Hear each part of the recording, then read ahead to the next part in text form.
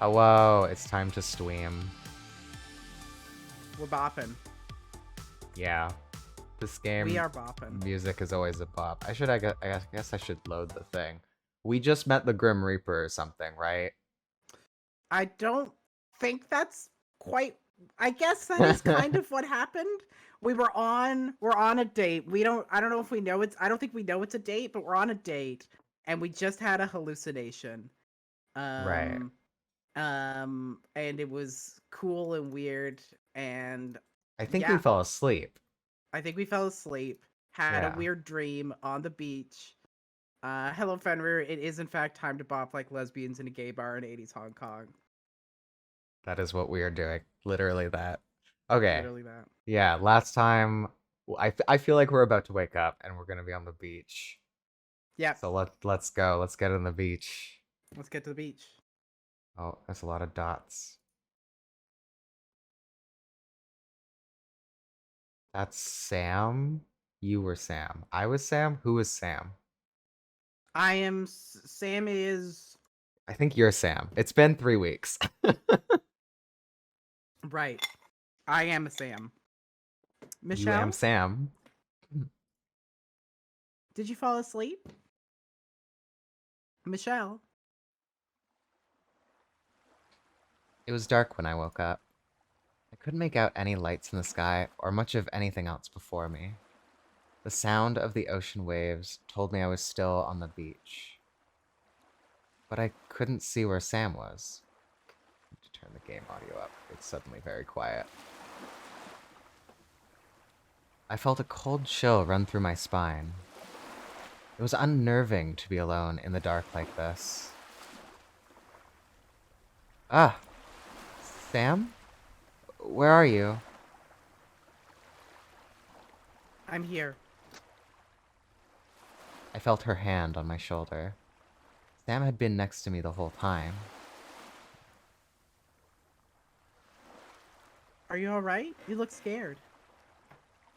I I had a strange dream. I was afraid you left. And leave you alone here in the dark? I don't know. Oh, Tired? no. I I didn't mean to fall asleep. No worries, you weren't out long. Really? It's so dark now. Huh? It's still not dark enough? Can't see any more stars now compared to earlier. The clouds have rolled in. Some nights are like that. Oh. Disappointed? No. It's just... It's getting late now. I think we should go. If we stay any longer, we're gonna get eaten alive by mosquitoes. I see. We have a bit of a walk back to the bike. Hold on to my hand, alright? Mm. The walk back from the beach wasn't too far, but I wished in my heart that it was just a bit further. It wasn't that I absolutely had to see the stars. I could go to the planetarium any time to see them if I really wanted to. It was just... Just a bit further. I think I see where the bike is. Michelle? Wait, Sam. What is it? Sam, look up. Fuck yeah. This was like the wedding. This was. I'm referencing a very specific time. It was the first time I ever saw the Milky Way, which was literally last summer. It was Yeah. literally breathtaking. It was unbelievable. Anyways, the clouds opened up a rift in the sky, and we were able to see it. The streaks of spiraling stars and stardust that formed the arms of the Milky Way appeared in the night sky above us. The clusters of starry lights shone brightly for us in this temporal moment. We gazed at it as long as we could. I knew it would only be a short moment, for the clouds would soon cover the sky once again, turning the night to a plain darkness. But we saw it. We actually saw it. and it was stunning.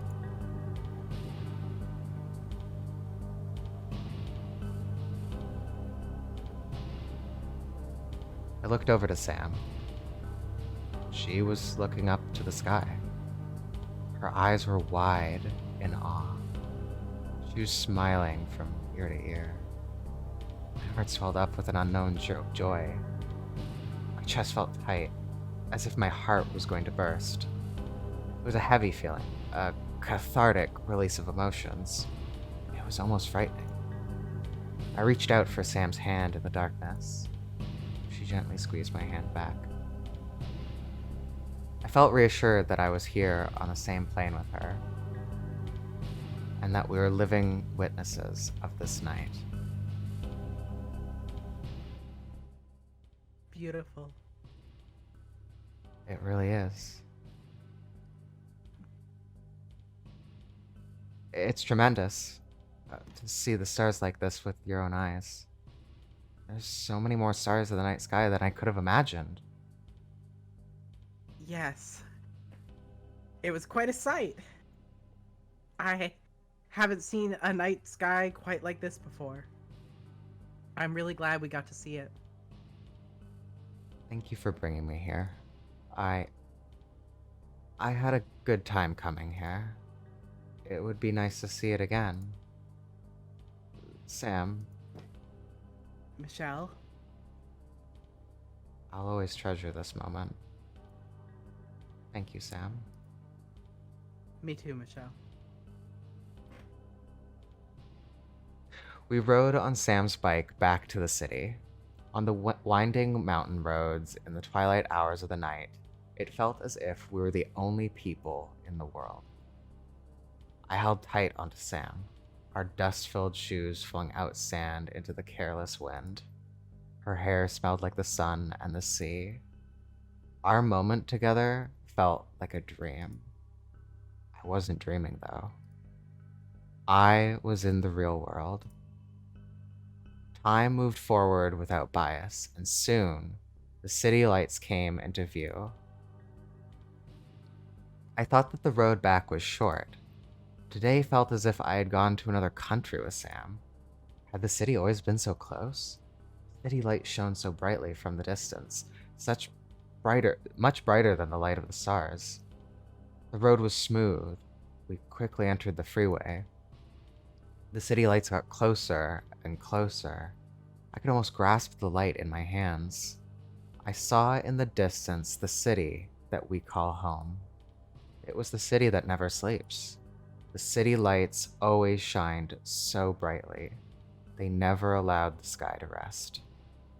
Even in the midnight hours, the sky was greenish blue from the city lights. It was never pitch black like the way it was when I was on the beach. The city lights were many and bright.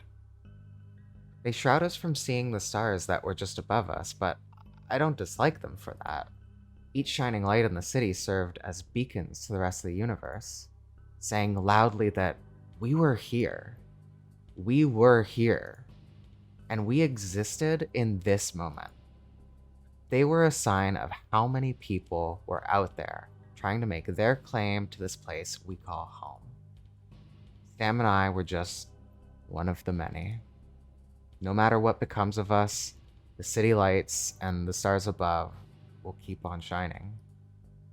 What transpired tonight might ultimately have no effect on the fate of the universe, but it was something significant to me.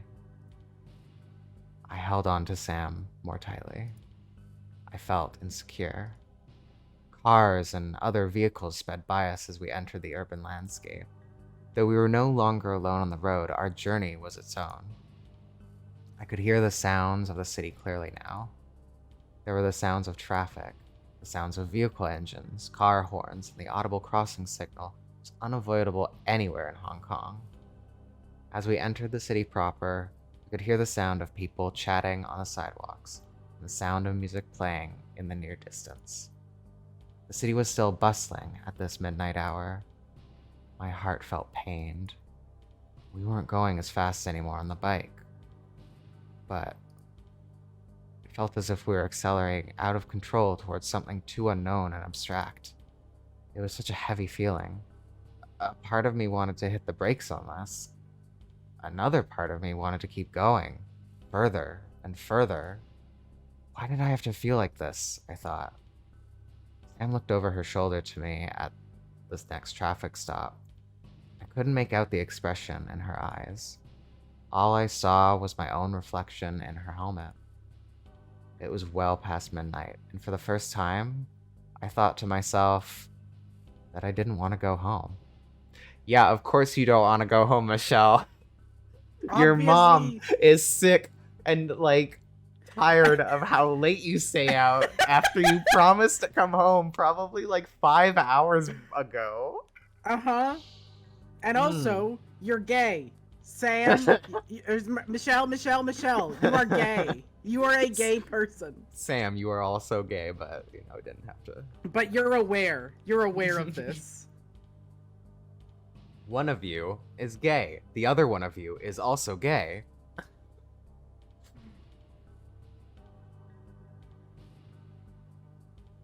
Where is your home, Michelle? Ben, I thought that's exactly what was gonna happen. It's by Kowloon City. Okay, I'll drop you off. I can bring your shirt to you another time. That's right. I almost forgot about it. The pedestrian signal was counting down. The light was about to change.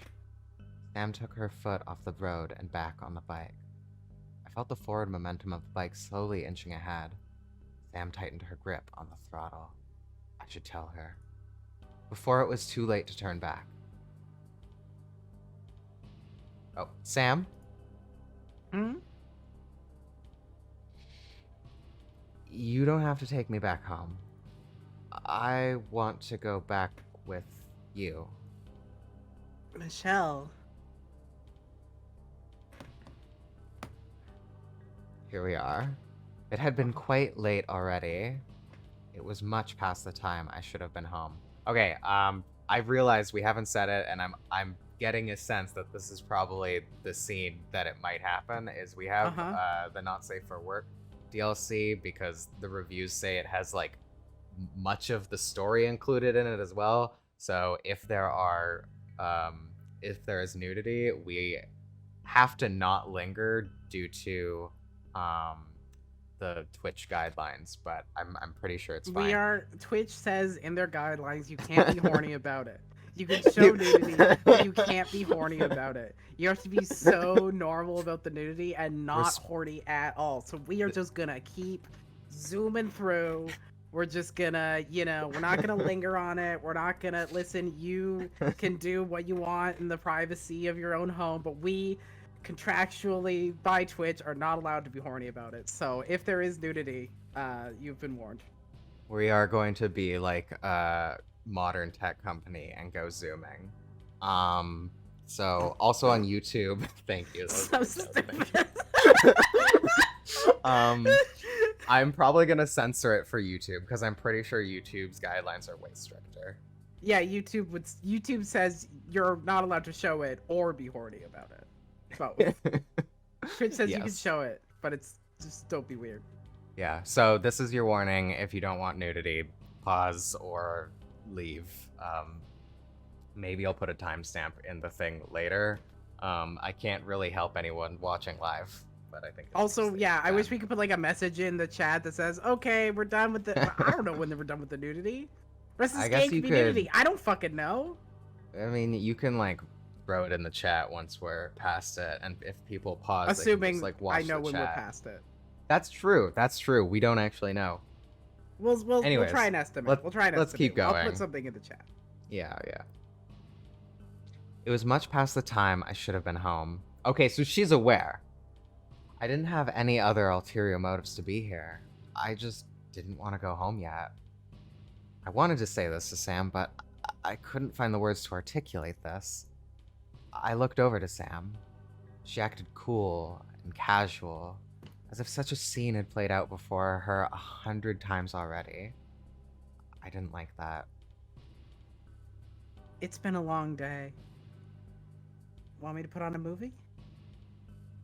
If you're hungry, we can get something to eat. There's still a lot of late night eateries out open here.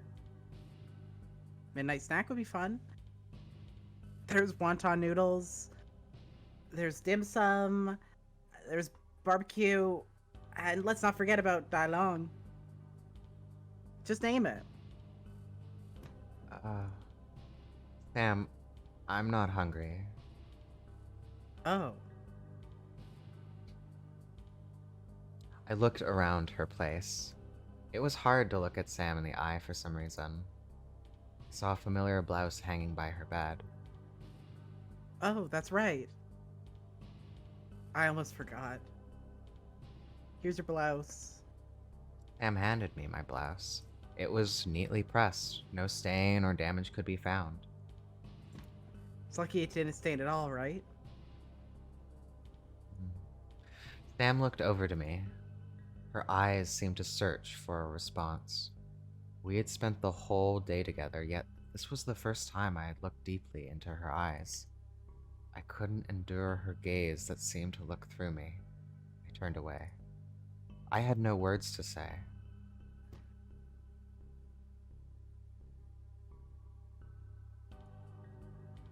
Sam turned her back to me and walked over to the balcony. She opened the door and stepped out. I felt the night air fill her room. Sam seemed to be searching for something in the night sky. I didn't know what. The neon lights outside covered Sam in vivid reds. I stood apart in the blue dim room. The distance between us was only a room's length, but the dividing line was all too apparent. I felt incredibly lonely like this. You can't see a single star from here. But occasionally you can see airplanes flying in and out of Kaitak. There's something about seeing a plane taking off that makes you want to go somewhere. Sometimes when I see a plane in the night sky, I imagine myself sitting on that plane. I'm looking down on the city from the window seat of the plane 1,000 feet up in the air. The cabin lights turn off, and I lean back, rest assured I'll be somewhere far away after a night's sleep. Do you feel that way sometimes? I wasn't sure. I wasn't sure if I shared the same feeling with Sam.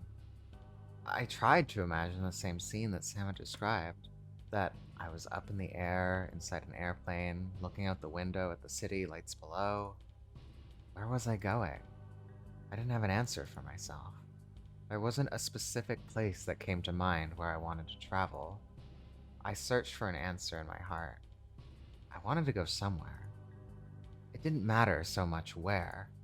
What I wanted was to go somewhere, with someone at my side. I stepped towards Sam. What I was searching for wasn't something that could be found outside her window. It wasn't something that could be seen in the sky either. I reached out towards Sam.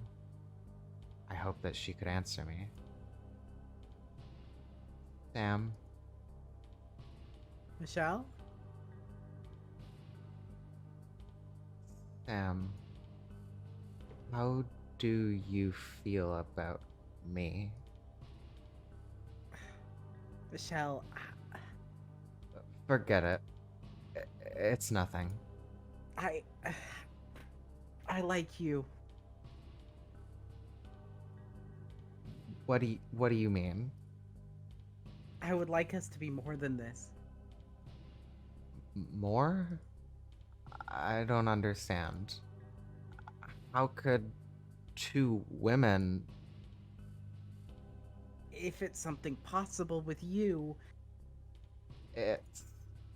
It's impossible. We're both... I just think... Michelle, look at me.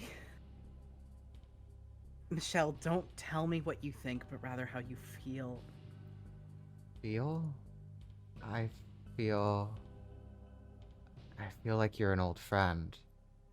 That you're easy to talk to and that you always have something interesting to say. I like that about you. Michelle, What am I to you?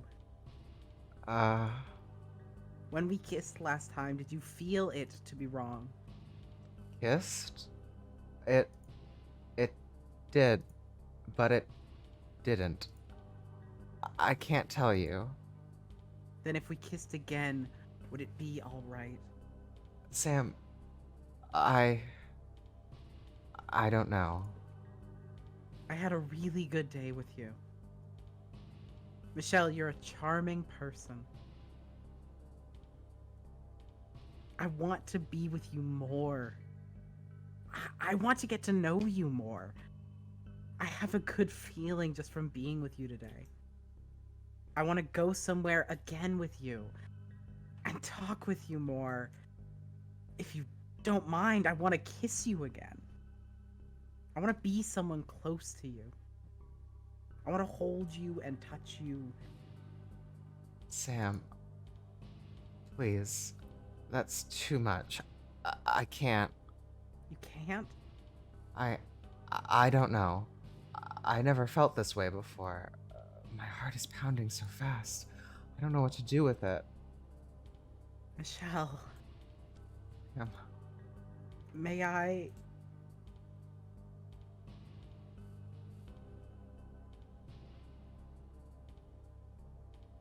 In the same place where we had shared our first kiss, I found myself again face to face with Sam. This time, we were hardly any sounds. There were hardly any sounds outside to disturb us, nor were there any smells from a neighbor's cooking to distract us. Even if there was something, I didn't pay it any heed. My attention was to the person before me. It was just the two of us, together again in this lonely hour. My back leaned against the cool glass of the balcony window. Sam's warm body pressed against mine. She deepened her kiss, and I followed. I wanted time to pause and let us be like this for a long time. That said a bit longer, and I just processed that. I wanted to take in this moment slowly, so I wouldn't forget.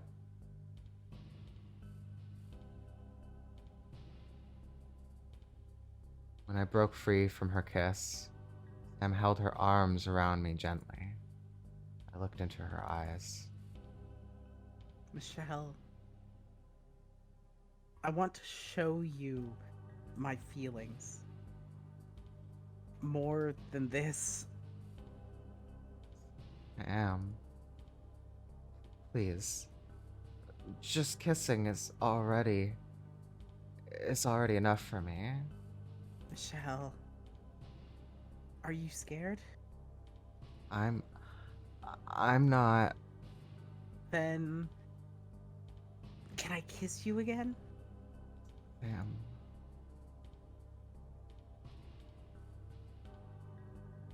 They're kissing.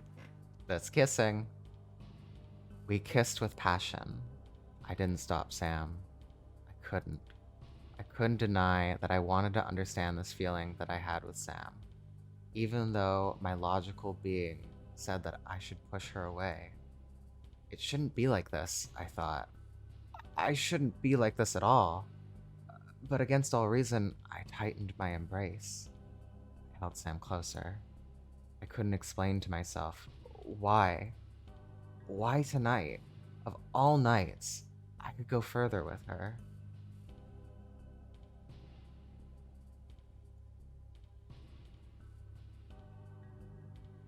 Whatever will be,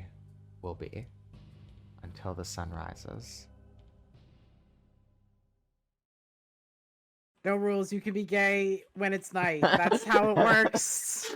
It's like okay. It's sort of like in Romeo and Juliet. Okay, you know how Romeo and Juliet, when they Mm-hmm. share a night together, they're allowed to be together because Romeo isn't banished until the morning sun comes through the window. We all know this because we all read Romeo and Juliet recently.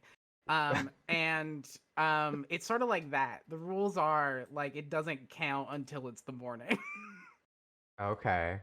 Yeah, so I'm just letting you know, Michelle, it's okay. You're allowed to be gay as long as it's during the night and not, But only the night. Only the night. It's the rules. It's the same rules. It's the rules. It's like don't feed the gremlins after midnight, But do kiss hot but girl after midnight, but not after like dawn. right, if the sun comes out, no more kissing. No more kissing. Yeah, exactly. Not That's the allowed. rules. No. I woke up in Sam's room. It was a warm summer morning. A small metal fan was oscillating back and forth, blowing balmy air into our sweaty bodies. I must have laid awake for an hour on Sam's bed. Sam's arms were languidly wrapped around me. Her long hair was tangled with my hair, and her legs were crossed with mine. I felt her slow breaths on my neck. She must be sound asleep. I tried to remain as still as possible as to not disturb her slumber. I listened to the sounds of the morning. It was quiet outside. Couldn't make out any noises or voices from neighboring apartments or from the street below. People seemed slow to get up this morning. I was left alone with the clarity of I'm my own. Hmm? I'm just wanting to make sure this is not on the stream's end. I am noticing a flashing happening, like it's cutting it, From the like video game? yeah. Is Like that there's a happening weird for cutting. stream? Yeah, stream. Is that happening for y'all? Like occasionally it just as text is going across the screen, it'll like flash to black screen. If it's not happening for the stream, Oh, that's fine. But I just want to make sure. okay. Well, let's give a second for probably Fen to answer. um, uh, I will take a look at this if it is happening. Is it very occasional? It's it happens mostly when it happens pretty regularly when stuff is going across text is going across the screen, but not when it's on a blank screen Yeah, or when it's on a static screen. that's fair. Okay. Well, um, I'm let's gonna just. try and watch the stream is what I'm gonna Okay. do to Okay. see if I can. You So are. just keep going and You're I'll the let you know stream if it's happening on stream. supervisor. Yeah, The stream just keep going. supervisor is logged on. Thank you, Just keep going. Brianna. I was left alone with the clarity of my own thoughts, all the while Sam softly slept. It was dim inside Sam's room. As time passed by, the light of the sun eventually passed through the buildings unobstructed and penetrated through the apartment bedroom window. The morning light was not gentle. I felt Sam stir from her sleep. When she wakes, I would have to take my leave. Babies! Oh, they look so sad. This is so sad and so cute. Also, it's not happening on stream's end. I'm pretty confident. Okay, cool. Michelle, Michelle, Hmm? Michelle, I like you. I felt her embrace around me tighten. My chest felt pained. I had to fight back tears. I should not feel like this. I had to be stern for my own sake. What happened last night, it was a one-time thing. I knew in my heart that anything more between us was impossible. I already told Sam. She should know this too. Sam brushed back my hair. Her eyes met with mine. Could not let it be more than this. I had to push her away. Sam, I have to go. Michelle, please. Michelle, please stay. We can spend the day together. Don't be quiet like this. Talk to me.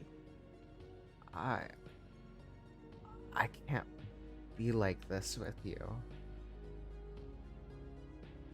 Sam, I just can't. Michelle, Please, Sam. Any more than this, we just can't. Michelle. I'm gonna get dressed. I got out of her bed. I picked up my clothes that had been discarded in haste the night prior. I kept my back towards Sam. I didn't want her to see my expression. Whatever she was thinking, I did not want to know either. I didn't know what had gotten over me last night. I had never done such a thing with anyone. I never thought I'd be a person who would. I had always been a reserved and self controlled person. I would always do my task accurately and diligently. No matter how tired I was, I would finish whatever task that was expected of me. I wasn't someone who would let myself be consumed by passion. I smoothed out my shirt before putting it on. It had been tangled with Sam's denim jacket that laid on the floor. In the right mind, I would never discard even a worn sock on the floor and let it get dirty. Why did I do such a thing with Sam?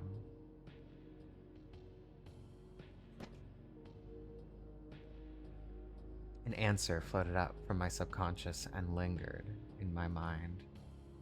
I dared not even have the thought be uttered. I was frightened by myself. I did something wrong. I did something shameful. I had to face my own wrongdoing and go. There was no possibility of anything working out between us beyond this one night. Sam had her thoughts and her own feelings. She lived her life the way she wanted to. I had my own life to live as well. If I get caught up in her life any more than this, we would just hurt each other more. I wasn't compatible with her lifestyle, and she wasn't compatible with mine. There was no way out of this other than for me to leave. I had put on my shoes. I was about to take my leave. Sam stood at the door. I tried not to look into her eyes. I have to go back home now. Can I walk you out? Uh, Sam, it's okay. I can see myself out. Michelle. Sam, last night, it was something I didn't expect to happen. Michelle. I can't. I really can't. It can't be more than this. Michelle, can we talk about it a bit more? Sam, just talking with you, I can't. Please don't ask anything more than this. It's. It's impossible between us. I'm sorry, Sam. I'll be going now. I took the flight of stairs out of the apartment building. Every step I took created a loud echo of my footsteps. It was as if the narrow stairwell was amplifying my shame to the entire building. I didn't like it, but I preferred this over being alone in the elevator. I couldn't stand still in an enclosed space and be left with my own thoughts. I needed to keep moving. I stepped out onto the street. I wanted to get lost in the crowd, but I was alone on the street. It was exceptionally humid outside. Mongkok on a cloudy day looked so unfamiliar. Without the neon lights or the bright sunlight to create contrasts of color, the gray concrete buildings seemed all too glum and empty. I suppose it was still early on a Sunday. The crowds were not yet out. Sunday. It was a day with its own certain melancholy. Neither like Monday or Saturday. Sunday was a bookend to the work week hustle, but it was also the uncomfortable beginning of the next. I didn't like Sundays. I didn't like things that were halfway between something else. I stood on the side of the street and waited for a taxi. I was getting antsy. It seemed like an eternity while I waited. I felt a sprinkle of water from something above. I looked up. The gray skies seemed all too low and heavy above me. It was suffocating. I felt out of place to be alone on a street so quiet like this. It was as if I had stepped out into a world that I'd no longer recognized. And I saw it. In a shimmering flash of light, a white dragon appeared. His long body snaked through the dark clouds like ripples in the sky. He roared and fired his hot breath down from the heavens. Oh, I see. This is like the jaw, the nose. Mm-hmm.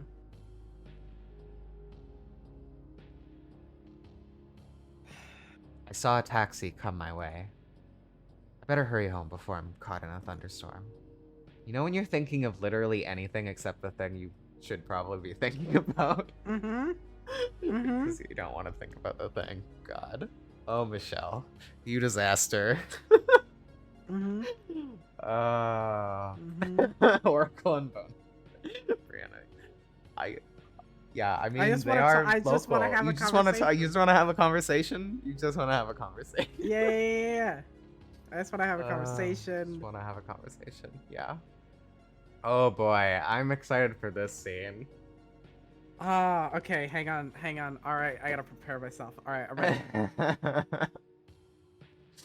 Uh-huh.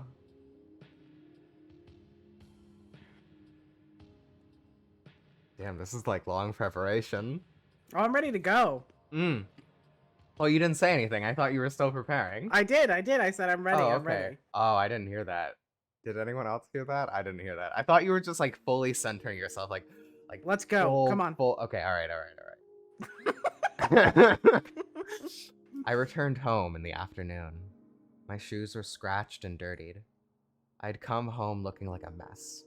I had once again left my fuck. I knew that was gonna happen. I thought to myself, she rushed out the door. Of course she. Okay. I had once again left my blouse with Sam. I had forgotten to grab it on my way out. But this time, I had to treat it as a loss. There was no way I could go see her again. Mother? There was no answer. My mother appeared to be out. I felt relieved. I wanted to change and wash up before seeing her. On Sundays, she would usually attend church and then have tea with my extended family. I figured she might have gone out without me. I glanced around the kitchen. I noticed there had been food poured down the sink. My mother... She had waited for me to come home last night. How long did she wait before she realized I wasn't going to come home for dinner? I had lied to her yesterday. I had lied to her the other night before. I didn't come home last night when I said I would be home early. I promised to have dinner with her, but I broke my promise. I had done a terrible thing. Jung Feng Hao. Oh, that was actually you. Okay, it's all good. Yeah. I thought it was something, yeah. Yeah, me too. My mother called out my full name with deliberate intensity. I did not do the accurate intensity. Pretend it was more intense than what I did. She appeared out of her bedroom. Her eyes looked red and swollen as if she had not slept the entire night prior. Mother. Where have you been all night? Who are you with? Why didn't you call me? I'm sorry. I didn't get a chance to call you. I met up with a friend, but one thing led to another. And then what? And I'd ended up making an overnight trip to Saikang. An overnight trip. It'll be the last time for me to see her, so she wanted to have a party before she left. I lied again. I don't know why it had to be like this when it came to anything related to Sam. Huh? What does that have to do with you? Well, she was moving to America. If she was leaving for America, why did you have to be gone overnight? It was a going away party. It went on very late. Anyway, I'm sorry for not telling you. Please don't be too upset. I'm not trying to be upset. I'm just worried about you. I know. You are still young. You should be careful. Careful? of your reputation. I was married to your father and had you when I was your age. You won't get men of quality if you go looking for it in the wrong places. And you certainly won't find respect either. Huh? I'm not going to say anything more about whatever you did last night. I just want you to know that I'm disappointed in you. Mother, I'm leaving to meet your aunt. I already missed church, and now I might be late to the opera because I was beside myself with endless worry waiting for you. How was I going to sleep soundly, knowing you were out somewhere all night? I'm really sorry. You look dirty. You should get yourself cleaned up.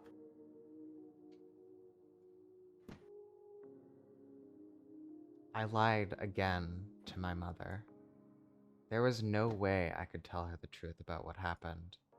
She could never accept it. My mother always had a sharp tongue. She wields it like a blade with such pinpoint precision. Honestly, I'm terrified whenever she turns her judgment on me. Sam, you wouldn't be able to understand why it wouldn't work out between us. I'm not the kind of girl you think I am. Stars look close when you look at them with the naked eye. In reality, they're light years apart, an incomprehensible distance for any mortal being. The distance between me and Sam is too great. I cannot fathom how it will ever work out between us. And with the lives that we have as is, the distance between us will only become greater over time. I can't. I just can't. I can't let myself be lost in something so senseless, so meaningless. It was one night's indiscretion, not anything more. I worked so hard to build up the life that I have now. I couldn't let it be changed by something that was never supposed to happen anyway.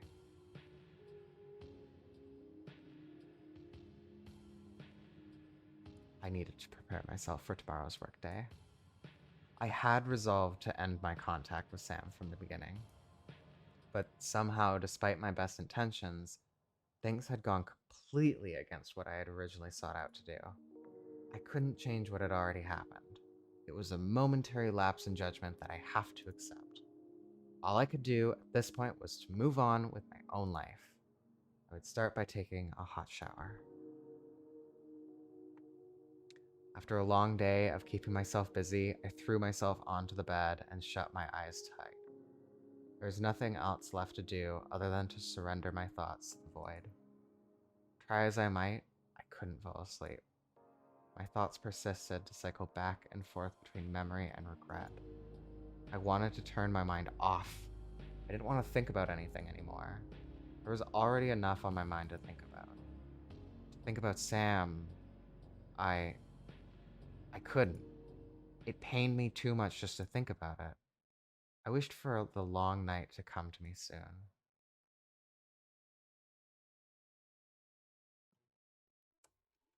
Ooh. Ooh.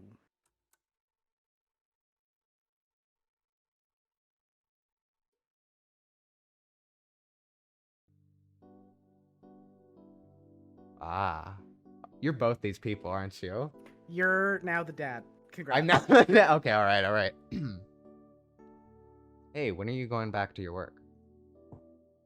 Dad, the World Cup comes only once every 4 years.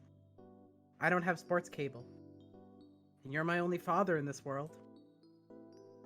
Can I spend some time with you? Huh? What are you saying? I'm worried about your future. Think your tapes can keep selling forever? I keep telling you to sell more Cantonese opera recordings. I do have them, but I want to focus more on specific films, though. You're in the tourist area. How about getting in those dubbed versions of Bruce Lee movies? Your brother's doing well for himself teaching Kung Fu in San Francisco. He's got Americans calling him master. Isn't that great? Yes, that's great. I don't get why you keep all those old foreign movies. People in Hong Kong want to see action films, or something sexy, or something with a bit of both. Be smarter and more serious about your business. I am serious. I'm trying to curate something different. It's not like I'm doing poorly. I'm making money, more than you think. Alright. But don't you think this evening hour is important for business? Why don't you consider hiring someone to help them? Why don't you have your shop open? Well, I'm watching the football game right now. Huh? Aren't you as bad as me now? It's not like I closed my shop completely. If someone wants my service, they just need to give me a shout. Excuse me? Huh? What was that? Someone's knocking. You have a customer. Oh. Is anyone there? Since you're here, can you get the gates open up for me? Okay. Oh my This god, Michelle! Fucking. It's the fucking flashback. It's the fucking flashback. This is from her perspective. Oh my god. This is the first time. The rewind. I think we're going back to the story from Sam's perspective. Oh my god, I'm going to die. I'm gonna die too. Die. I'm the main character now, motherfucker. Damn, I can't believe I just got overthrown.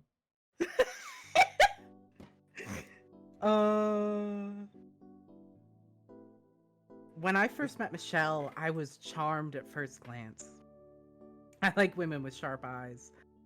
When they look at you with that piercing gaze, I get goosebumps.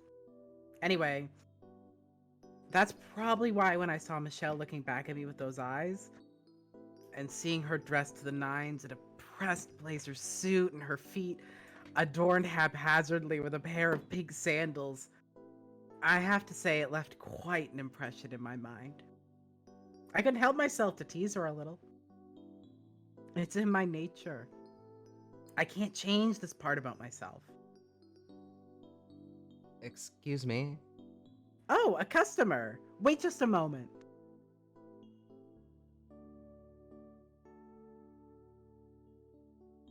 Is she a regular that's customer? You. Sorry. That's none of your business. I got work to do. It's about time you get going. Am I that in your way? Please go. I'm getting hungry anyway. If you're chasing me away, I'll get dinner. I'm not chasing you away. Hey, if you're so free right now, help me pick up some takeout food. What do you want? Anything is fine. Western style or Chinese? Western. Get me a chef salad.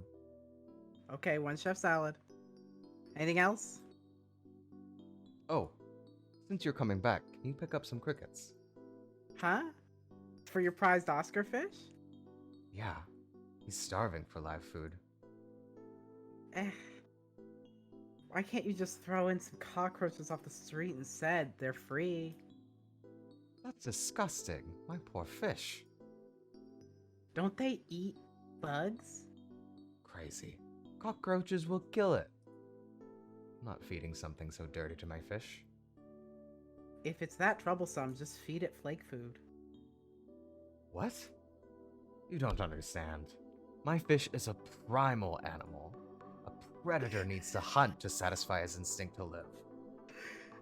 Alright, I'll get it. Anything else you want me to pick up? Oh, get me a can of Coke on your way back. Alright. I don't always go see my dad.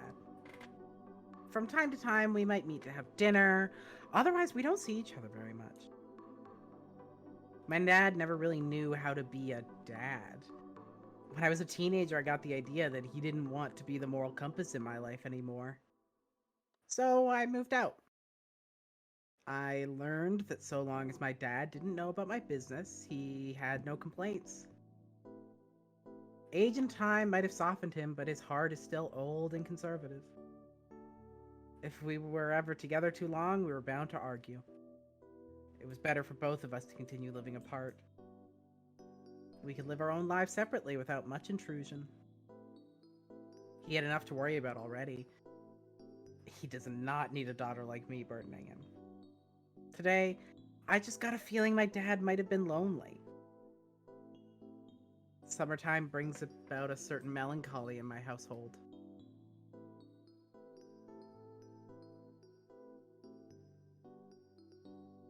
Should we take a break?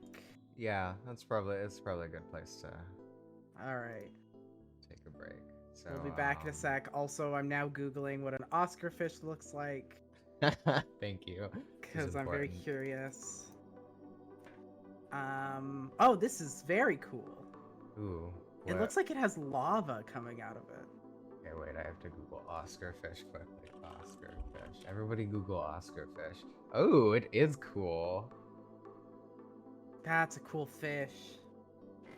Yeah, this guy eats crickets for sure.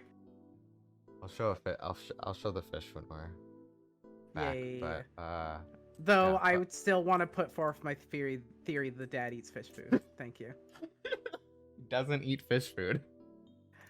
The dad eats the crickets. All right, back to break. Bye. And it's time to game. Gay. Gay. You get it. You get it. Alright, Gay. just Gaming. save here. Yes, I do want to overwrite that save. Let's go back. All right. Oh wait, I didn't get the fish. Should I show the fish? Oh, show the fish. Okay. All right. Let me get this fish. Just in case anyone hasn't looked at the fish. If you're in listening, case ask anyone them- hasn't looked at the fish. Yeah. Let's see. Yeah. What's a good image? I think this is a good image. Okay. Just show that. Is that a PNG? I'm sure it's a PNG. I need to add photo.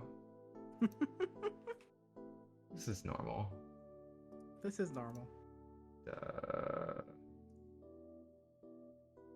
That's okay, sure. Did it work? Hi, can you see the fish? Look, it's fish. Yes. I can Wow, see the fish. It's a good fish. Look at the fish. This guy eats crickets. This guy eats crickets. That's true. The fish eats crickets and not the father. Yep, this guy and his dad eat crickets. This guy eats Mhm. crickets with his owner. Like father, like fish. That's what I Like always father, say. like fish, that's what they're always saying. All right. That's our fish. Let me delete that. Uh-huh. Cool. The fish eats the crickets, the father eats the fish. No, the father does not eat the fish. Damn, that's evil. Imagine eating your No. child. That's like Uh. some Olympian god shit right there. This is actually, in the end, going to be revealed to be actually Oh, no. about a pantheon of gods and, you know, Hong Kong and... What is Michelle the god of? Homophobia? No! Internalized homophobia, obviously.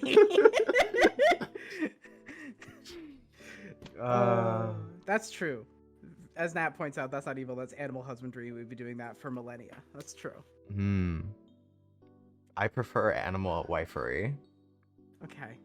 I don't. And I want to be separated from the concept of animal wifery. I want it to be clear I do not support wifing animals.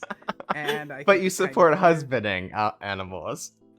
Now that I think about it, animal husbandry is so fucked up of a term because of what it implies about what it Yeah. is to be a husband. And I think we need to move past that immediately, or else we're just gonna be on that Okay. for the For the rest. next hour. That's fair. All right, I'm gonna get started again. Right. I went to a nearby pet store. It was on the way to the restaurant that I quite liked. What I needed to pick up here for my dad was some fish food. I asked the store attendant for a bag of crickets. I also grabbed a container of fish pellets for good measure. That should make my dad happy. He knew I knew he loved watching his fish feed. Curiously, I spotted the same office lady from earlier. She was looking at the goldfish. She appeared lost in thought in front of the tank. I wondered what she was thinking about.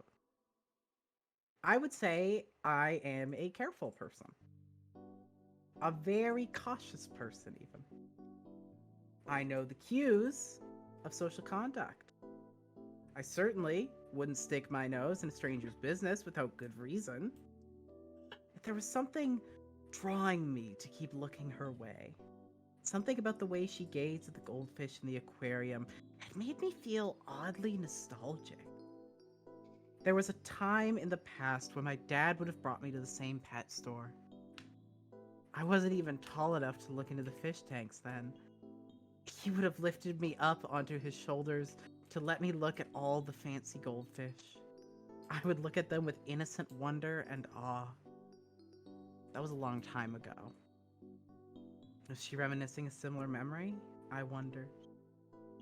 I'm pretty sure she was just being like, oh god, don't look at the hot lady at this point, right? I think she was, yeah. I think that was her perspective on this. Extremely funny. I know. It wasn't my place to ask. It just felt like the world was a little smaller that night.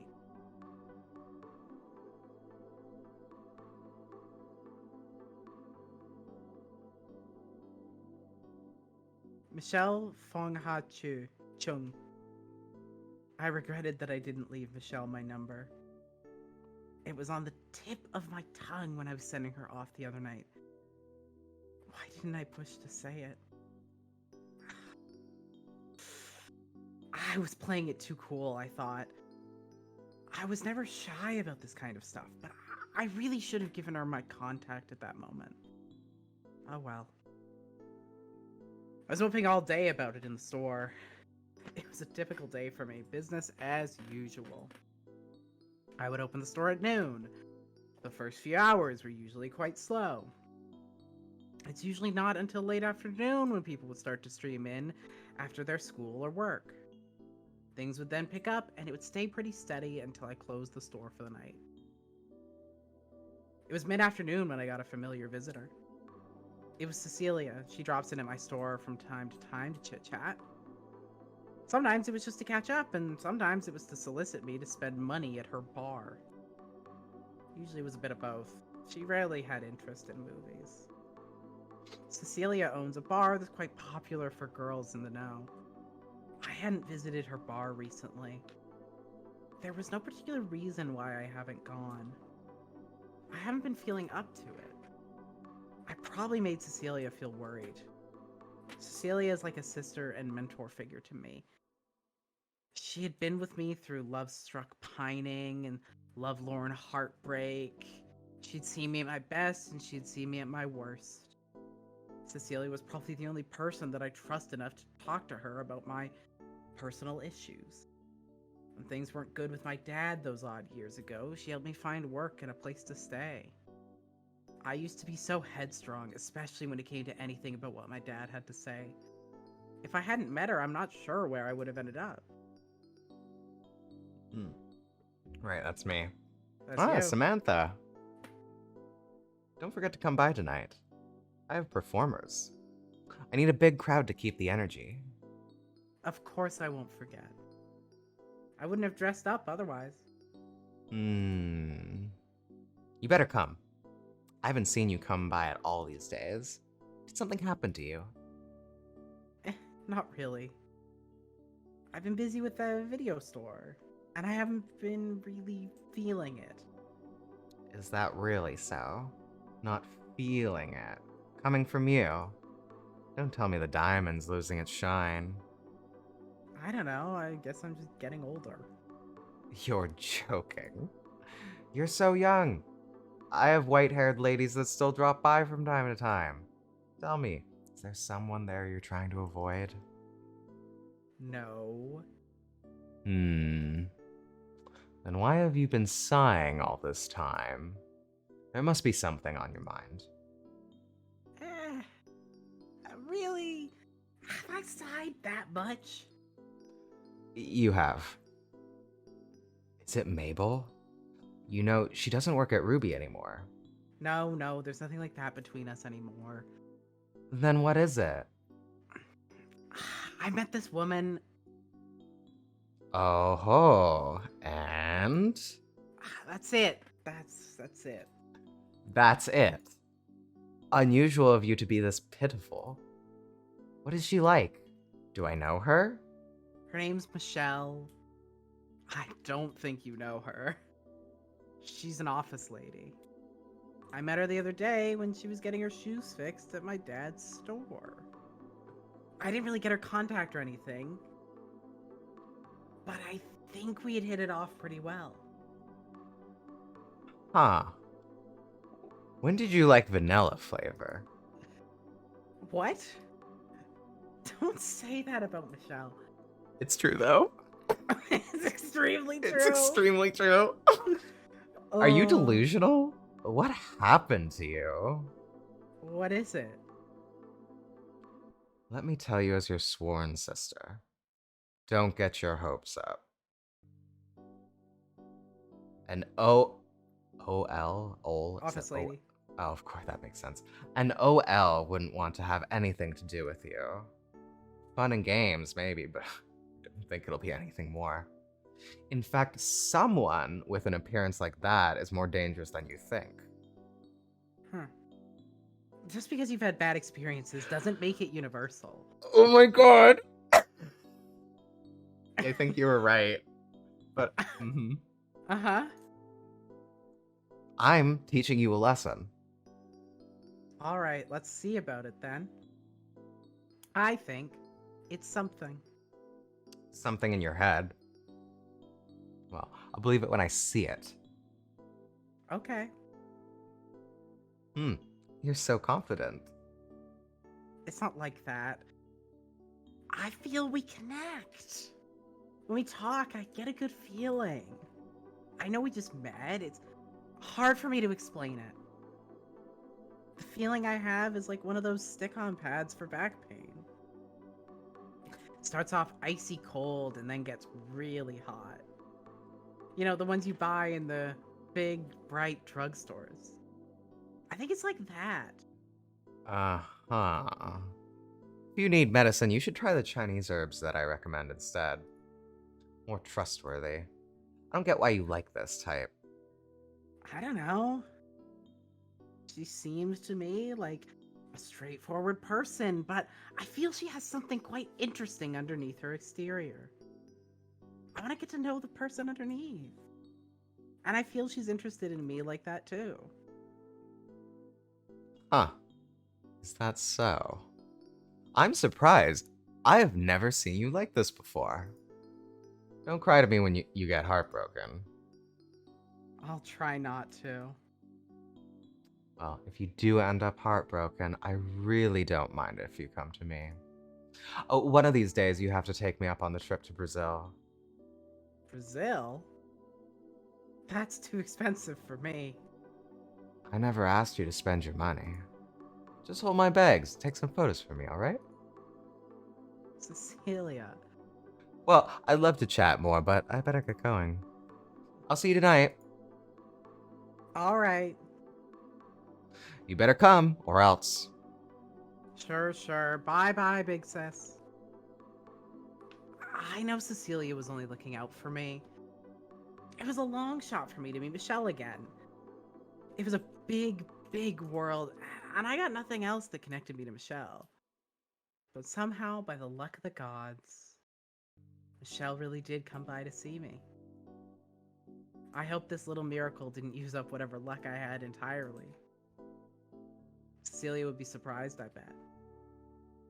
I couldn't wait to let her know. She's my closest friend. I wonder what she'll think.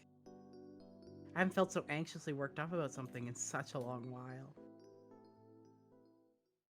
God, Sam is, I just want to say, head empty, no thoughts.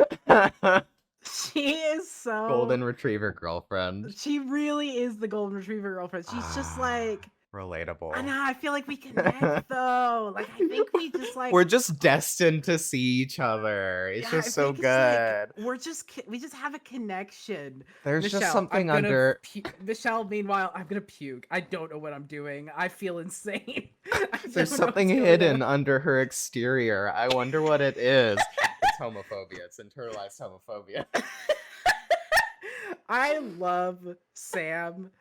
I she Uh-huh. could make she really Cecilia is making points. Cecilia is Oh, making I points, love and Sam Cecilia. Sam is refusing to recognize them as the points that they are, and it's very good.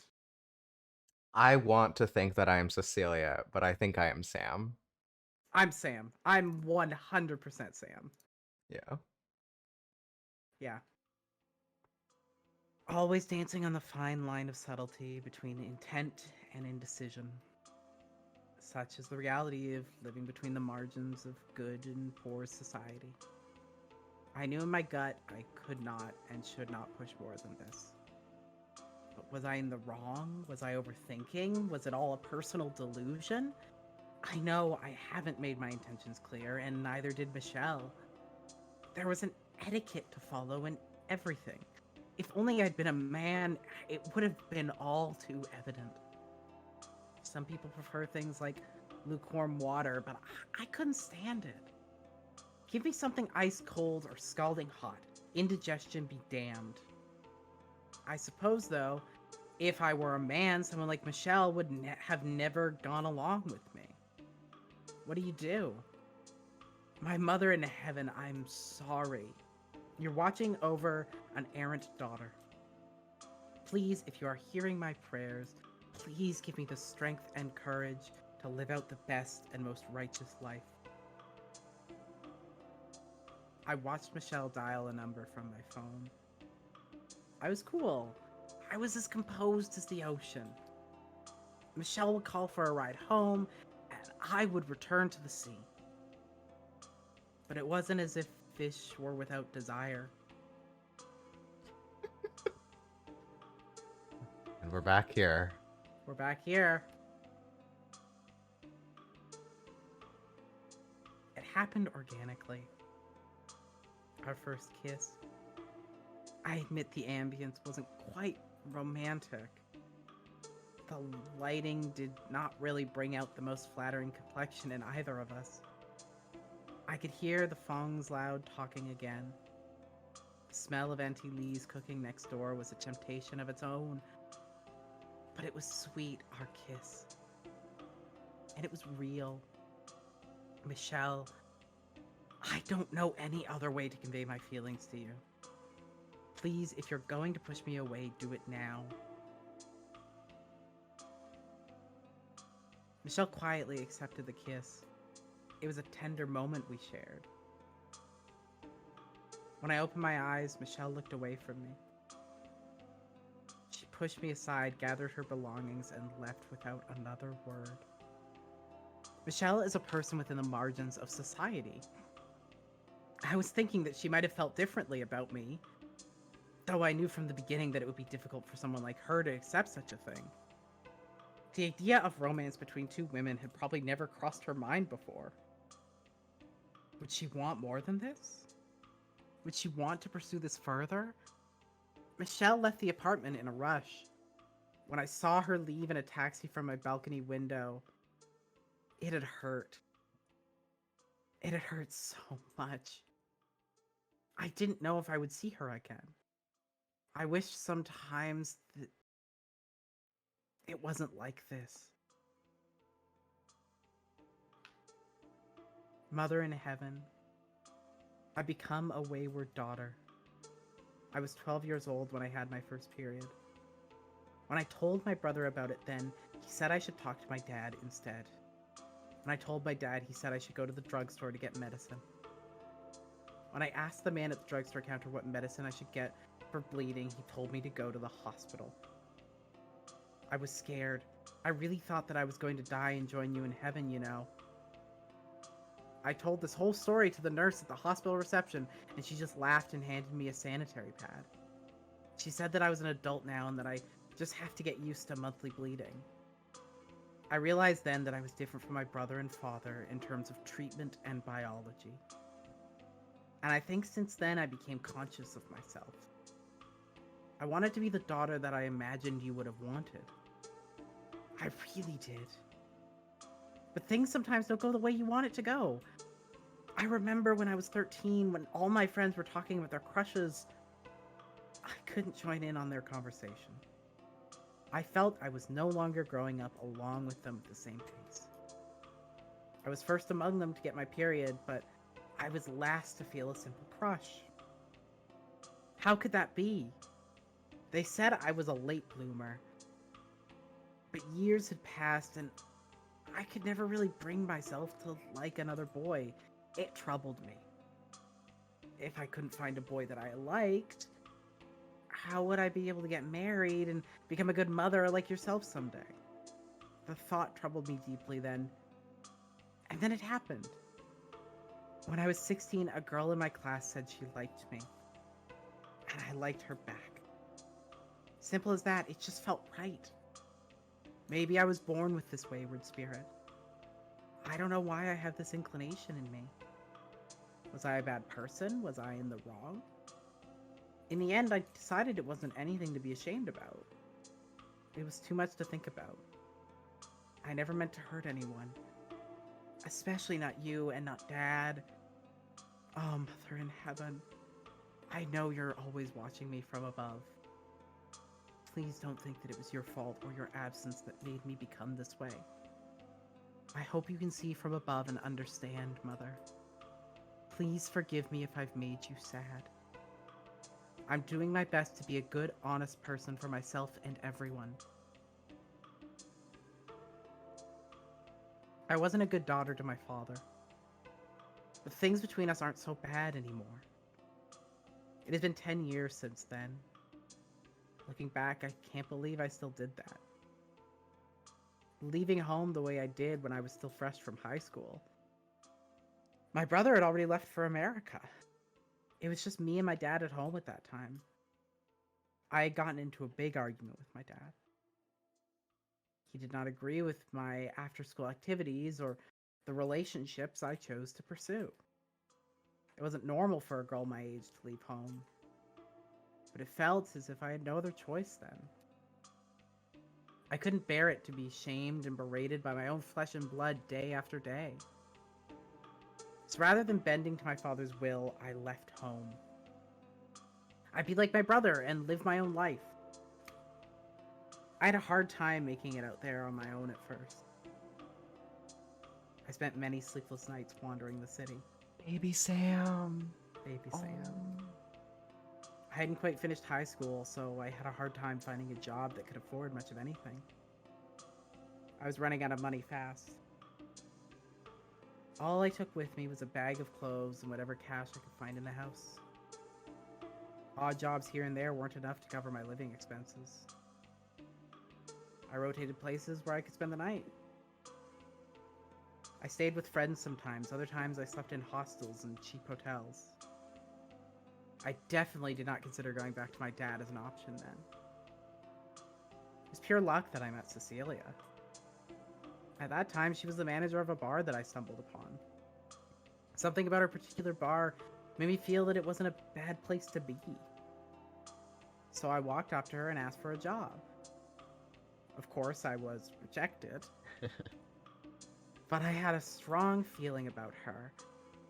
Something told me that Cecilia was someone who will change the direction of my life. I came back every night to see her. And you could say the rest was history. Good evening, gorgeous. You again? I have a name, you know. Beautiful? The nerve of you. For you, it's Miss Cecilia Cortez. Yes, miss. So, what is it? I just want to talk to you. Talk again? How many times do I have to tell you? There's no positions here for you. It's not about that. I want to get to know you. Huh? Young girl, you're out of your league. I am? Look at yourself. Showing up here in a girl's school uniform? You're giving your school a bad reputation. What are you trying to pull coming here dressed like that? You think this is a daycare?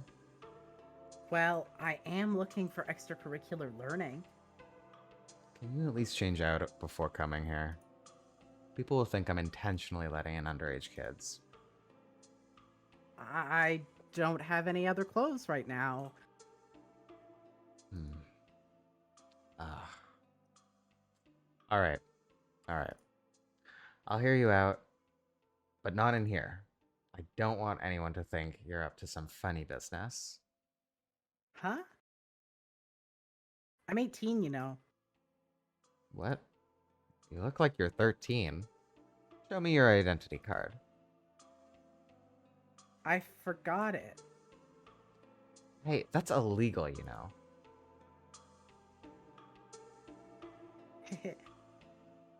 What's so funny? I'm happy to finally sit down with you. It's like I'm dining with an angel. An angel? You look like a Charlie's Angel. Your hairstyle is just like Farrah Fawcett's. It's like the real Farrah is in front of me. Oh, so you recognize my beauty, huh? Yes, you could be a movie star. Hmm. You're so cheeky. Don't think you'll get far with flattery alone. Yes, miss. Hmm. You sure have an attitude. So where do you live? I'm staying with a friend right now. Hmm. How much money do you have? Eh? I have some money. Order what you want. This meal is on me. Stupid. Who are you calling stupid? A baby-faced girl like you will get kidnapped off the streets. If you're gonna be independent, you have to be smart about it. That's why I came to see you.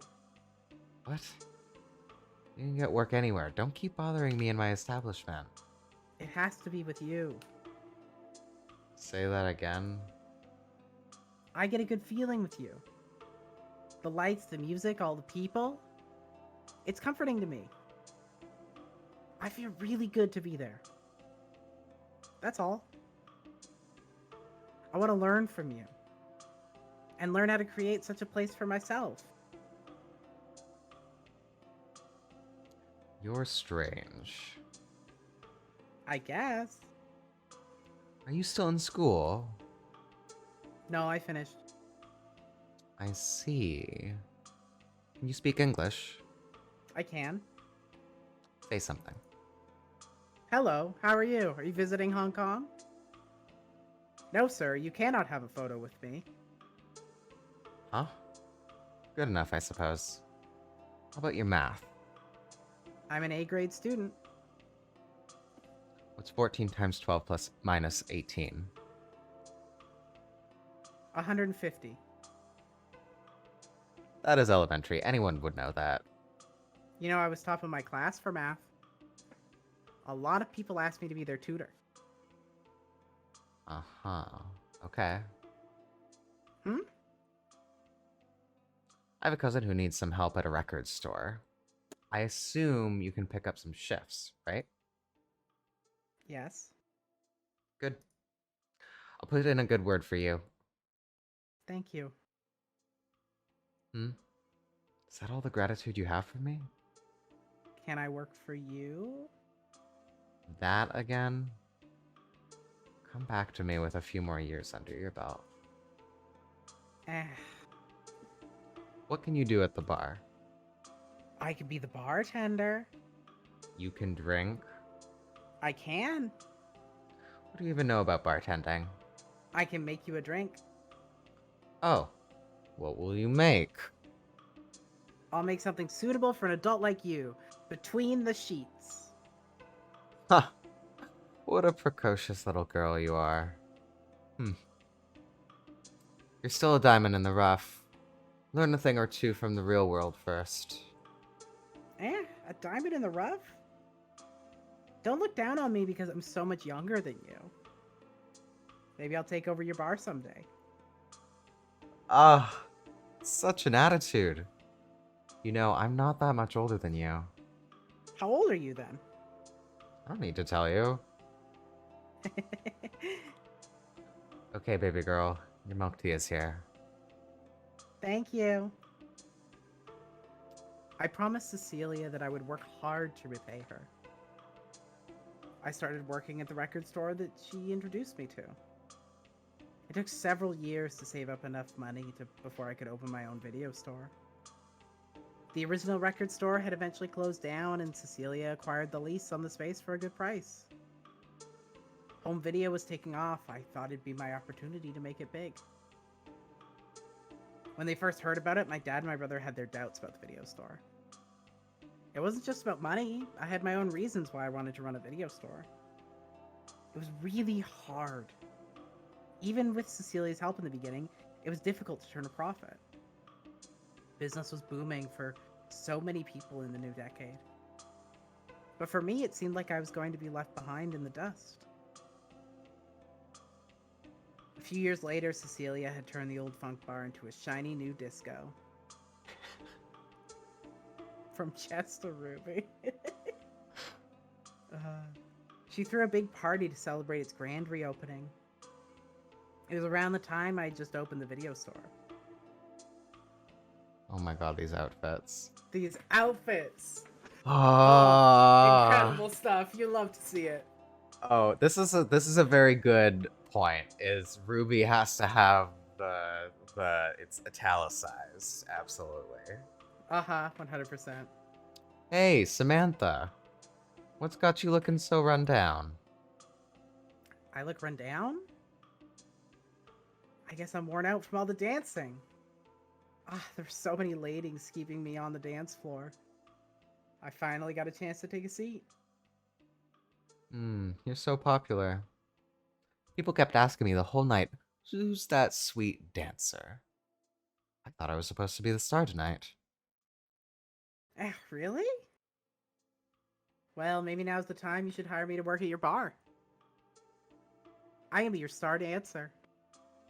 We could be famous. What's that crazy talk? What about your video store? Well, it's not like it's really doing that well. Maybe it'd be better to call it quits.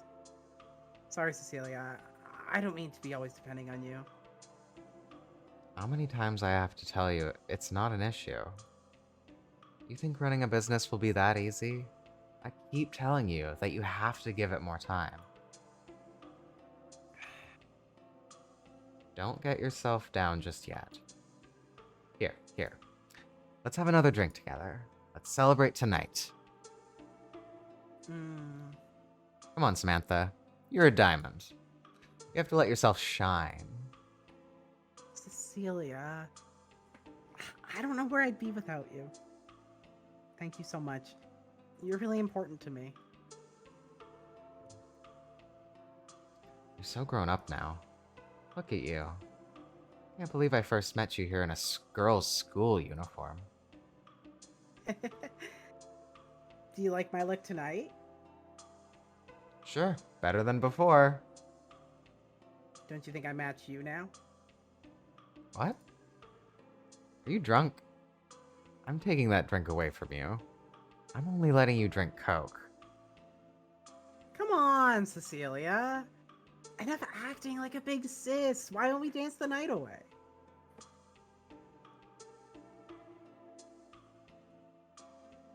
A year later, I was able to turn things around with the video store. Though I'm still close with Cecilia, I never did get a chance to work with her. Funny how things go sometimes.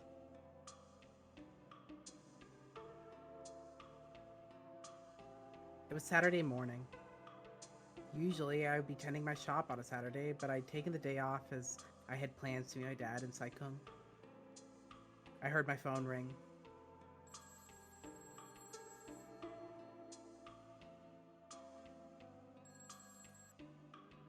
Hello? Oh, Dad? Yes, I'm on my way. Oh, okay, I'll pick them up. You don't have to remind me. Okay, I'll see you soon. I was just about to head out when my dad had called. He called to remind me about getting flowers on my way to meet him. He didn't have to remind me. I wouldn't have forgotten, especially for such an occasion. I heard the phone ring again.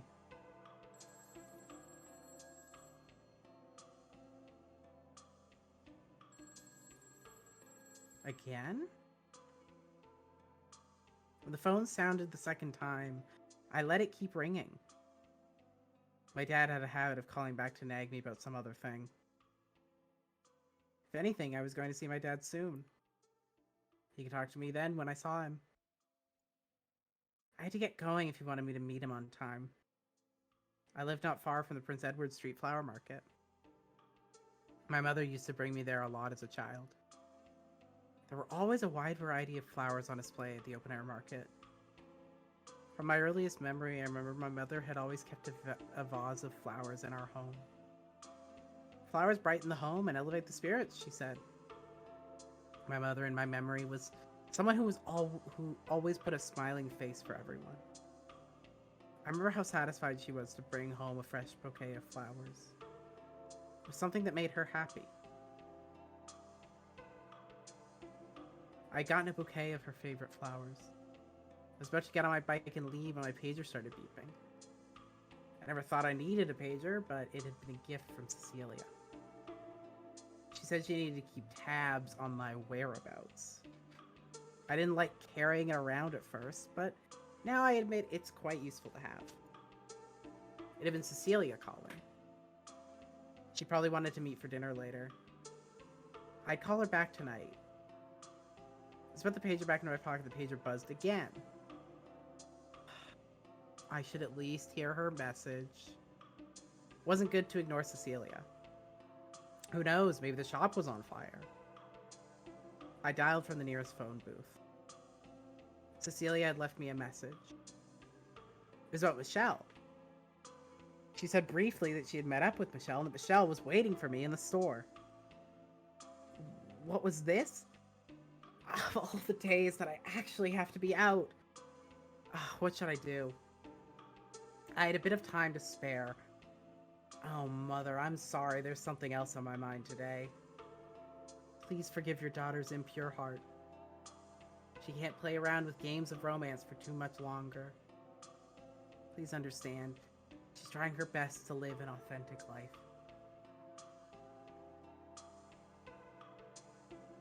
I made my way back to the shop. I saw from afar that the gates were shuttered. Was Michelle still there? I saw someone standing alone in front of the store. Ah! It was none other than Michelle. I quickly parked my bike and ran towards her. Michelle!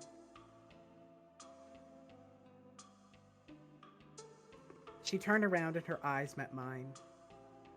Please, just for today, come away with me.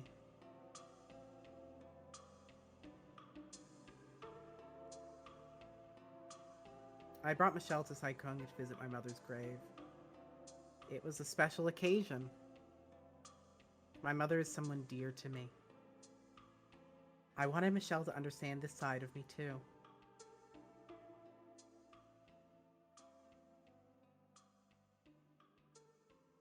Afterwards, we had lunch in Saikung and we took a stroll around the town site.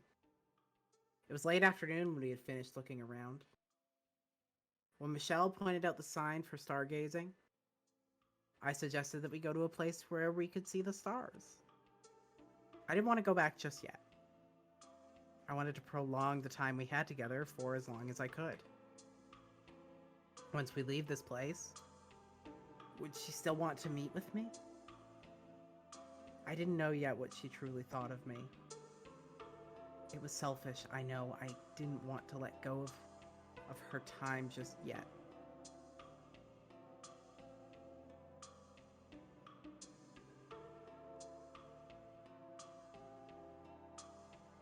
We made our way through the mountain road and down to the beach. It was just the two of us alone that day.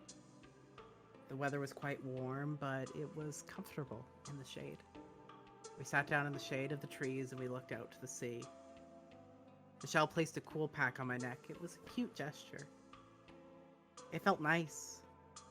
I wanted to lean against her, but I fought against it. I couldn't. there was an awkward tension between us. We talked together about this and that, but we both avoided talking directly about what we wanted to know most. Time was leisurely. As time passed by, I felt more at ease, and so did Michelle. We talked, we listened to the waves. I felt at peace.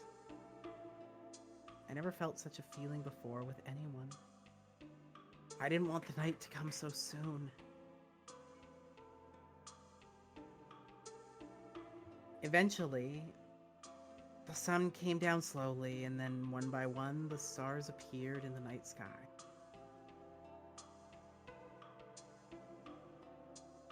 We gazed at the stars.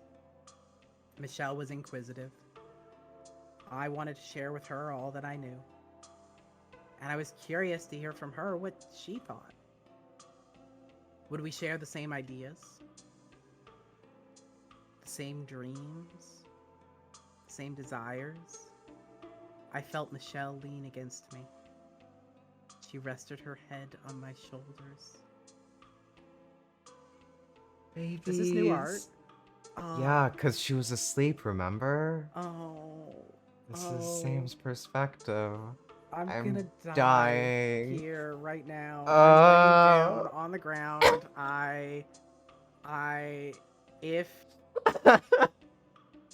If they don't get together, Claire, I want you to know something. I have a feeling that maybe this game is going to have them get together.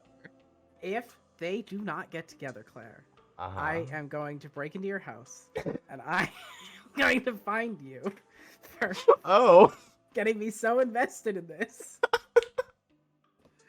Could you imagine if I brought a game? Well, I guess technically I don't actually know the ending to this. I just heard that it was a good game. I don't know much beyond that other than like. Listen, a good game could have them not get together at the end and just make me miserable. Could be really heartbreaking, and I guess you're gonna come over and yeah.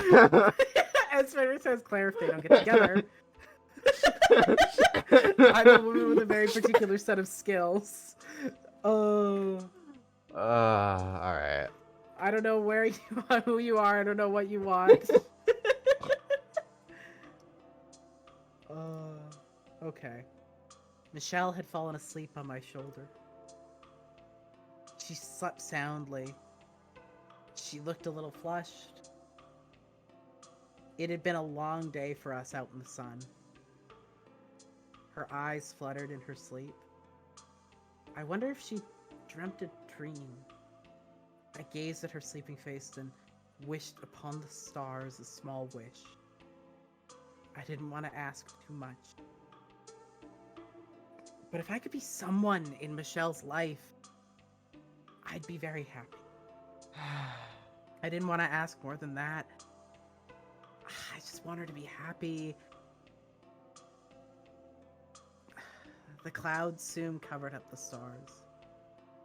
The night couldn't last forever.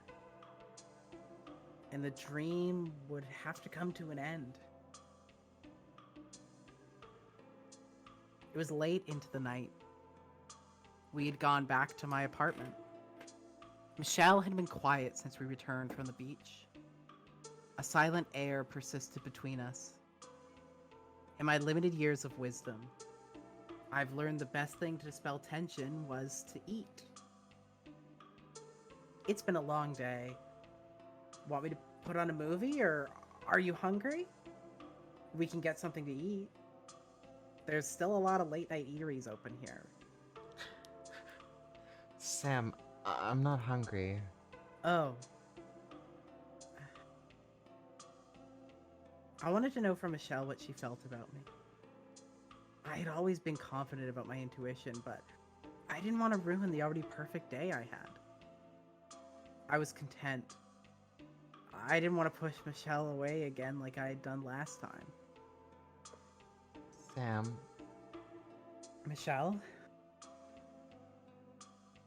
I felt Michelle hold on to me from behind. I turned to face her.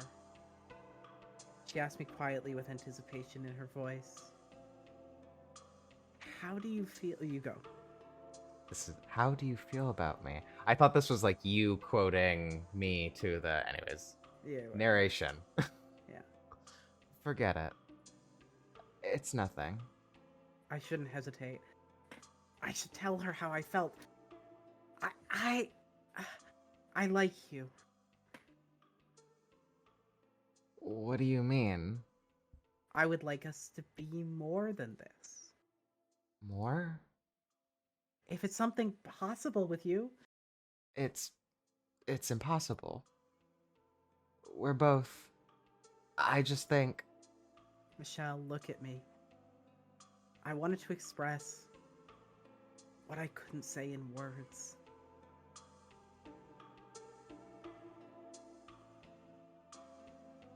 Was I unfair to Michelle?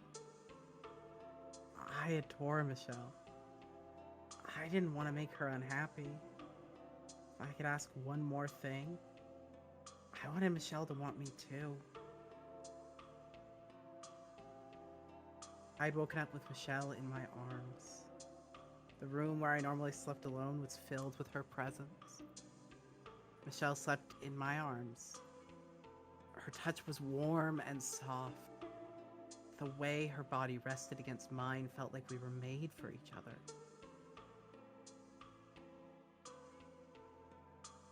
Would she want to eat breakfast with me? Would she want to spend the day with me? Michelle slept like an angel. I shouldn't wake her up just yet.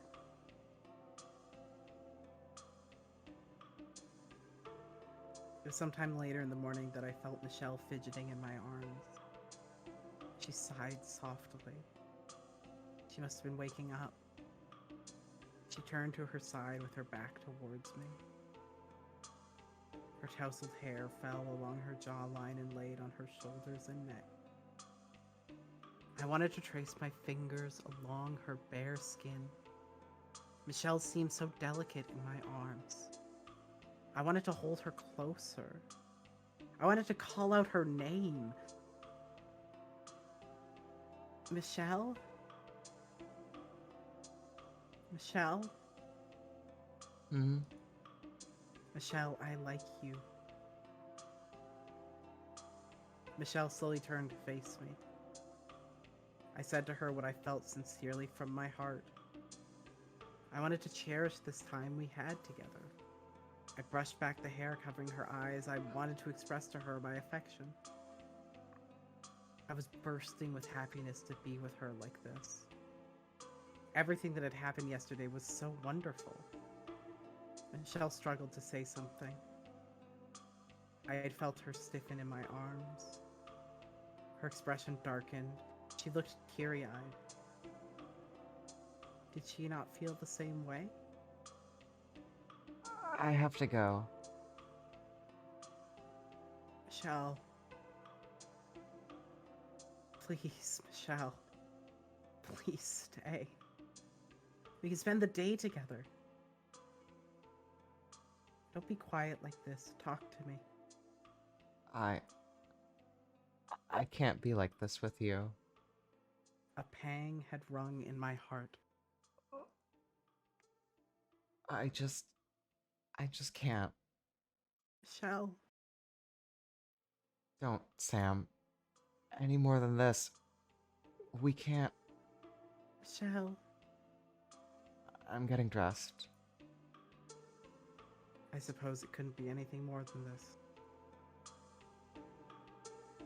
I watched Michelle dress quietly. I didn't want her to know that I was hurt. Michelle made her choice. I was losing her. What could I have done to stop her? I saw Michelle leave in a taxi from my balcony window. This time, bittersweet tears streamed from my eyes as I watched her leave. Had this heart-pounding romance come to a close already? I cried all that morning. Baby. Michelle calmly walked out of my life. There was no melodrama nor any fanfare. It was a simple, objective end. Wish it didn't have to be this way.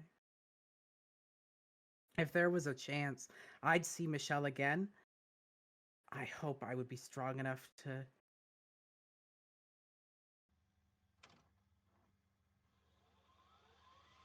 No, don't fast forward. No, no.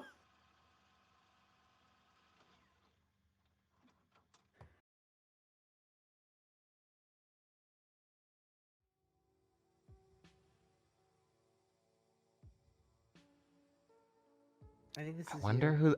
I I don't know if it's Michelle, but I will. I think it's Michelle because you're in her office. I thought maybe it was gonna be the boss for a second. Sure, It's but I almost think certainly it's Michelle, Michelle. though. Yeah. When I was a young girl, I imagined myself getting married at 25. My spouse would be handsome. He would be from a wealthy family. I would have 2 children, a girl and a boy. We would live in an apartment with a view. On sunny days, I would take my children to the park to play. And on weekends, we would have afternoon tea with my mother and my in-laws. It was a picture-perfect life that I had imagined for myself when I was a child. I haven't thought about marriage in a long time. I was busy with school, and then I was busy getting a job and progressing my career. Did I still imagine such a life for myself? If Sam was a man, we would have met differently. And maybe it would have been. No, it wouldn't have been the same. It had been a few weeks since I've last seen Sam. I made a firm resolution not to see her again. Don't know what I could even say to her if we met again. It was my fault. I know I had gone so far as to do such a thing with her, but it wasn't something I would do again. It was one of those things that happened in the heat of the moment. We lived in different worlds. I want to keep going in my career. I have to keep my reputation. If someone were to find out about this, who knows what repercussions I could face? My mother, too. What would she do if she found out about us? I was her only daughter and her closest family. I don't want to make her sad. Oh, there's no point in thinking about this anymore. I have to keep moving forward with my own life. So I kept working away. Put in more overtime. I needed an outlet for my energy. Might as well put it towards my work. My goal was to finish the summer quarter on top. After several weeks of long days at the office, my efforts must have been finally noticed. My supervisor came over to my desk, personally thanked me for my hard work. She said I had contributed so much to the company that my coworkers needed time to catch up with my reports. She asked me to take the next day off as I've been working too much overtime lately. I protested over her concerns. Too much overtime? She should be happy I was so invested in the company. My supervisor wouldn't hear any of it. She insisted that I take a short break. She shooed me away from my desk, going so far as to get Joey to escort me home. What would I do on a weekday when I don't have work to go to? What will you do, Michelle? Michelle, Hey, what will Michelle. you What fucking do? what will you do? Hey, Michelle. Do you think I don't this know who this is, is? but I assume it's gonna I be think it's someone I'm playing. Joey. I I think think it's it's Joey. Joey. Yeah. Michelle, you look pretty tired these days. Are you feeling all right? Michelle? Huh? Oh, that's right. I was on the train with Joey. Oh, yes, sorry. Is everything okay? Yes, don't worry. Just something has been on my mind lately. Were you bummed about the World Cup finals? Huh? I placed a bet with my friends on who would win the final. Lost a few hundred on it. Oh, I'm sorry to hear that. It's okay. If you made a bad bet, I understand it completely. No, it's not that. No? Really, don't worry about it. If you're sad about something, the best thing for it is to eat a good meal. That's right. Why think when you can eat? That's what I like to say. Right. Oh yeah, there's this new beef brisket place. Have you had it yet? Which one? It's near your stop. Want to have it together? It's really good. We haven't gotten around to having dinner yet. I gave Joey a look over. He's nice. He's well educated. He has a good job. He's not bad looking. Seemed like a smart and clean cut guy that my mother would approve of. Guess. Should give this beef brisket place a chance. It was my way home after all. Should we take a break here? Yeah, this is probably the most painful place to pause, but we will. Yeah, no, I want everyone to be in pain. Just because you're suffering doesn't mean everyone has to suffer with you. Yes, they do. That's exactly what it means. What do you? Obviously, that's what it means. If I have to have feelings about this, so does every single other person watching the stream. I see. Suffer in it. Wallow in it. Right. Wallow in the despair. Okay. Sure. Well, you heard Brianna. Wallow in the despair while we we'll be right back. Enjoy your wallowing. All right. So, time for a bet. Joey loves bets. Brianna. We know he loves bets. Do you think? I realized he said I lost several hundred on a bet, and yeah. I'm like, What this currency are we talking about? What currency are we talking about? I don't know. That's true. Because if we're talking, I don't know what Hong Kong's currency is in this time. I don't know if they're using what they're using, because that has very different meanings depending on what the currency is. Like, maybe they translated it. Like, if you're I don't know. They probably wouldn't do that. That doesn't make sense. Yeah. Yeah. I wonder if are they using the Hong Kong dollar at this point? Oh, maybe because this is right after the signing. Like that's the premise. Mm-hmm. Okay, here's my bet. Yeah. Do you think that Michelle and Sam are going to run into each other by fate or intentionally? Like, do you think it's gonna be Michelle leaving this date with Joey and being like, "Oh God, I'm a lesbian. I have to go see Sam immediately," or do you think like Sam's just gonna like accidentally wander into the restaurant or some other situation? I think Michelle is gonna have to make this choice without Sam present. Ooh, okay, all right. That's my prediction. I think the next time that they do see each other, it will be Michelle running into her intentionally. Okay, so you're going for intentional. I will take fate then. Cool. What are the consequences of this bet? Who knows? If I win, I get to say I was right, and if you win, you get to say you were right. It's the most important stakes of anything. It's true. These are the highest stakes ever, even higher than a few hundred, as Joey bet. See, the thing is, if it's like a really low currency, that's also kind of funny because then he's bummed about losing like no money.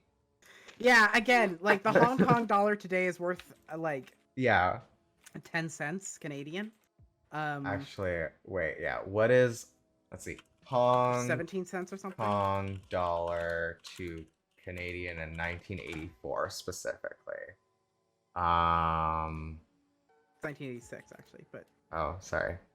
Actually, that might be really important because there was like a change. Let's see.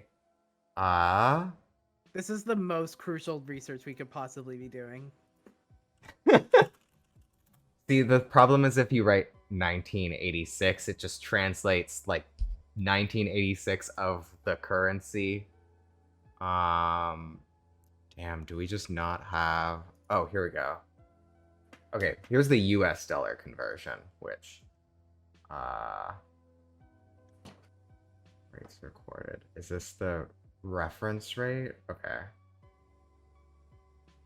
USD to Hong Kong in 1986 was basically 1986. Yeah, it was about $7.8, so about $8, and it actually like went up a lot, which is interesting because it used to be closer.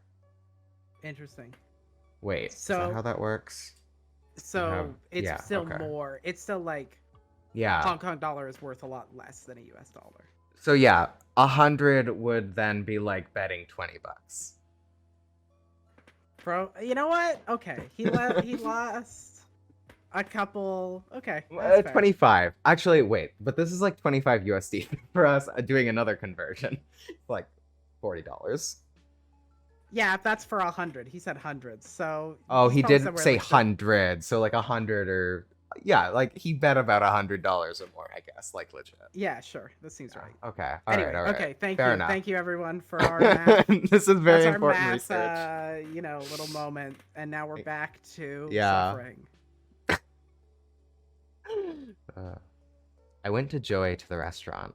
I went with Joy to the restaurant. It was a small cedar restaurant that specialized in serving beef brisket noodles. There's a line out the door, but they turned tables quickly. People in groups of 3 or less were seated with other small groups and shared tables to move the line faster. I didn't care either way to share or wait for another table. We decided to share a table with another restaurant patron. I didn't realize until we were seated that a familiar video store owner was oh my fucking god. I was right. I win. You were right. Claire Not wins. even 5 seconds after the fucking god. Wow. Okay. All right. I was really like, no, it's gonna be intentional. It's gonna be intentional. There's gonna be active choice, character development. No. Incredible. All right, let me finish this whole sentence. That a familiar video store owner was seated at the same table with us. It was Sam. Of all the people I could have run into at a restaurant, it had to be her. She made a glance towards me as I took my seat. Oh my god. Why was her skirt so short? Sam must have seen me, but she didn't say anything. I think she was as surprised as I was. The look in Sam's eyes is like, oh god, what is happening? Also, I know it's not intentional, but she's wearing a revenge dress. She's wearing a revenge dress. A revenge dress? I mean, I'm referencing the Princess Diana revenge dress, which is like a specific black dress to be like, look, this is after her husband cheated on her. It's a whole thing. Anyway, she's wearing a revenge dress. I love just need this. that noted. Okay, cool. Joey, oblivious of all the tension, took the seat between us. I can't believe we got in that fast. Right, Michelle? Yes. Excuse me. Joey awkwardly bumped into Sam as he took his seat. I hope you don't mind sharing tables, Michelle. It's kinda intimate, right? Sitting side by side. It's okay. Let's look at the menu. Joey held up the menu. He blocked all sight of Sam. I could not see her reaction at all. Not long after we sat down, a waitress came by with an order pad in hand. Are you ready to order? Huh? Not yet. The waitress went to wait on another table when she saw that we were not yet ready to order. I looked over the menu. The main course was the signature beef brisket noodle soup. Patrons could select different meat cuts as extra toppings. What beef cuts I preferred was an inconsequential choice for me at this moment. What do you think is good? Do you like tended meat? If you do, then you can get the number 2. I can get the number 1 and we could share the meat. Oh, I'm okay with tended meat. No? Why don't you try it?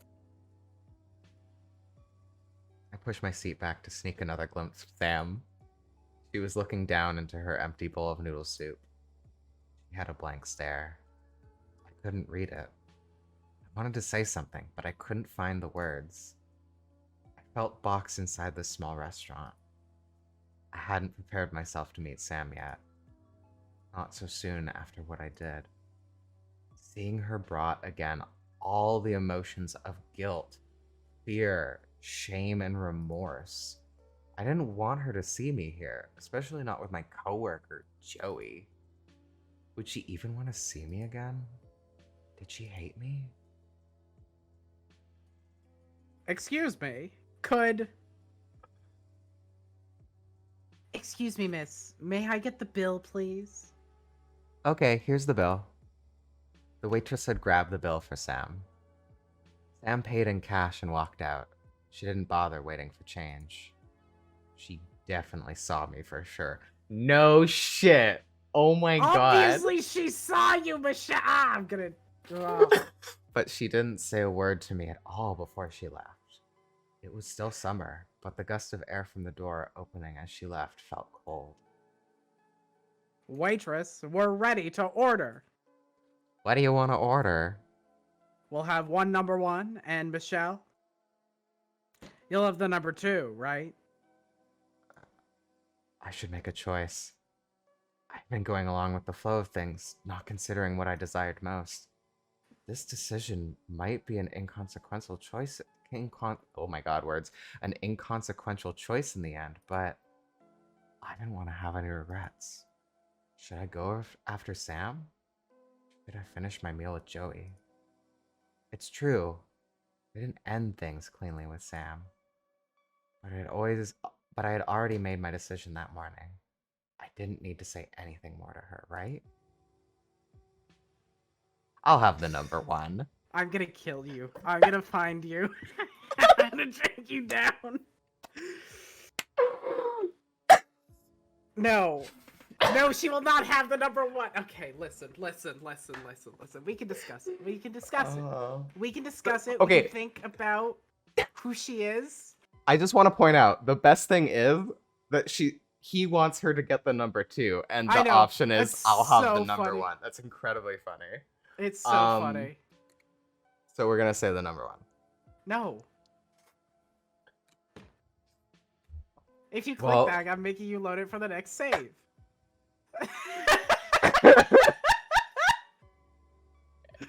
Cool.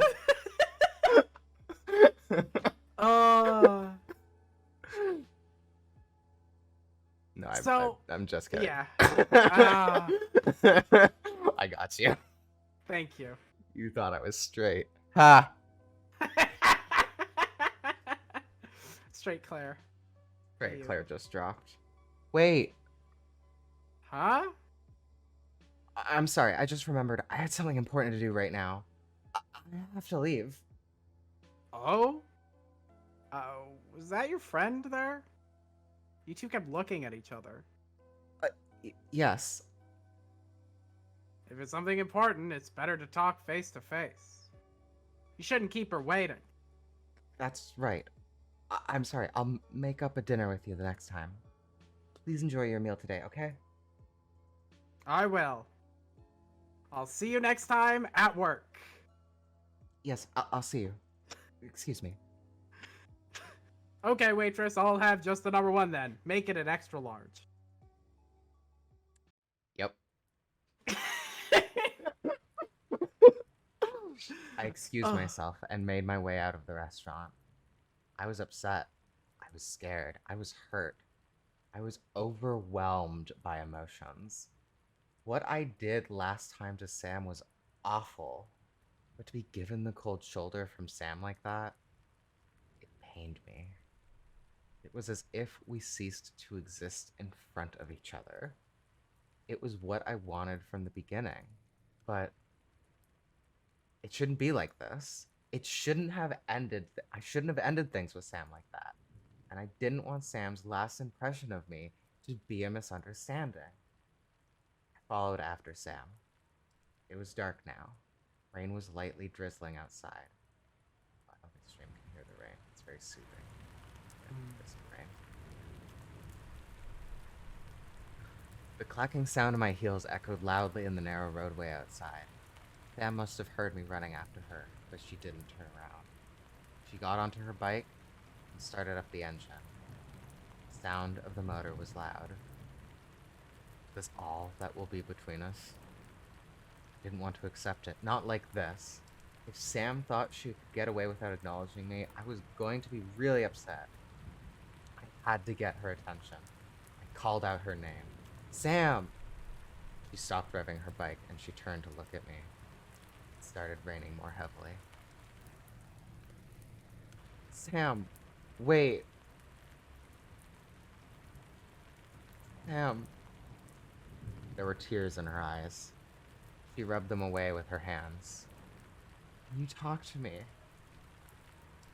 Ugh. I just don't want to see it. Huh? Wait. Don't walk out on me like this. What? You're the one who walked out on me. That was because I was going to let go of something. I had to be resolute. Let's not do this again. I get it. I understand if this is the path you choose for yourself. My path is different from yours. I get it. Huh? What are you talking about? Sam, What is it? I had to say it sincerely from my heart. Sam, I... The words were lost on my tongue. I couldn't speak. I still want to get to know you, Michelle. I won't bother you anymore if you feel otherwise. I understand. I looked into Sam's eyes. I haven't answered her yet, but the expression in her eyes already looked so sad. If we were to see each other again, would it be painful like this every time? It wouldn't work out between us, I rationalized. I had my own life. Sam had hers. She should be with someone that's better for her. It would be better for us both not to see each other again. I was not a strong person. I was not brave. But if she said the words, maybe I would be strong enough. Sam.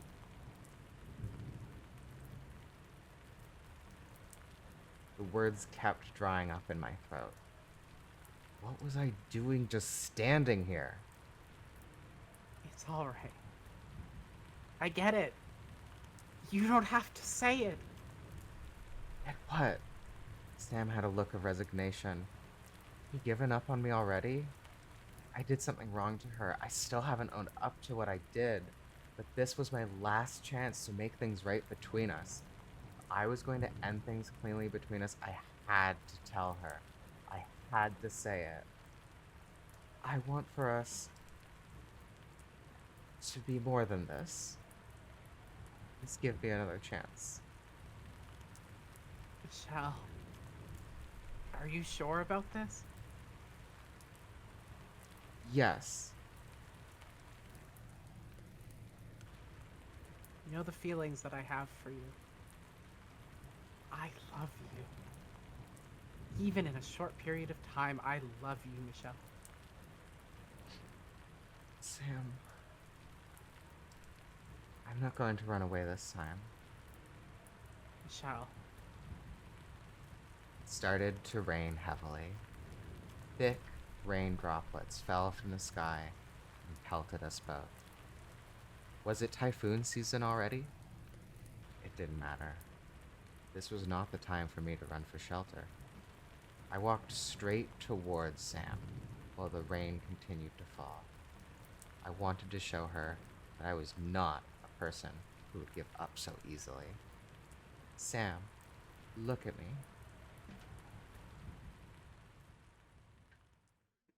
Hey, she did it.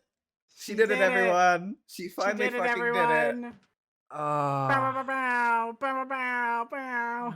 congrats, Michelle. You're gay.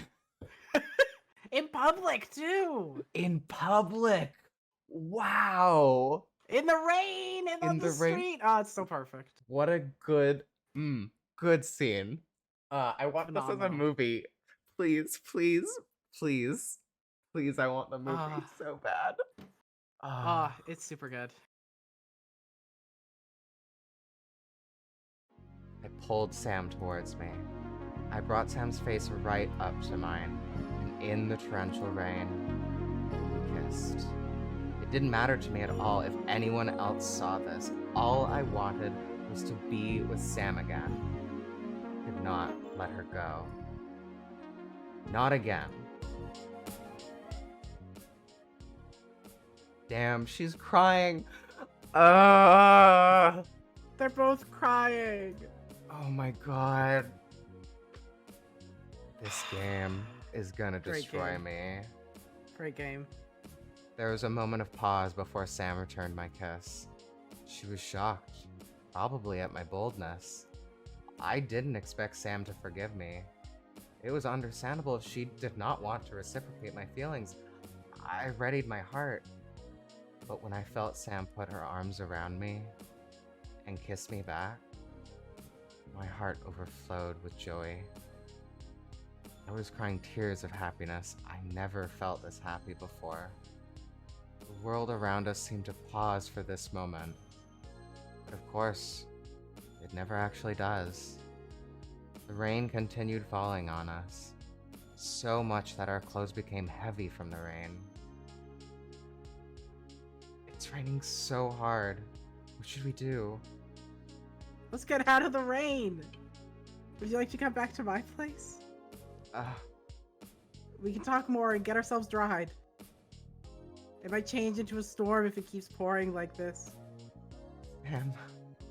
Michelle, I missed you. I missed you too, Sam. It's a short ride, but would you mind sitting behind me?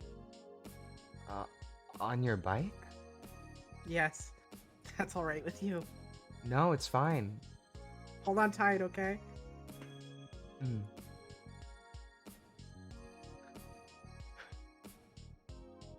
This is all the dubs. There's so many dubs right now. Uh-huh.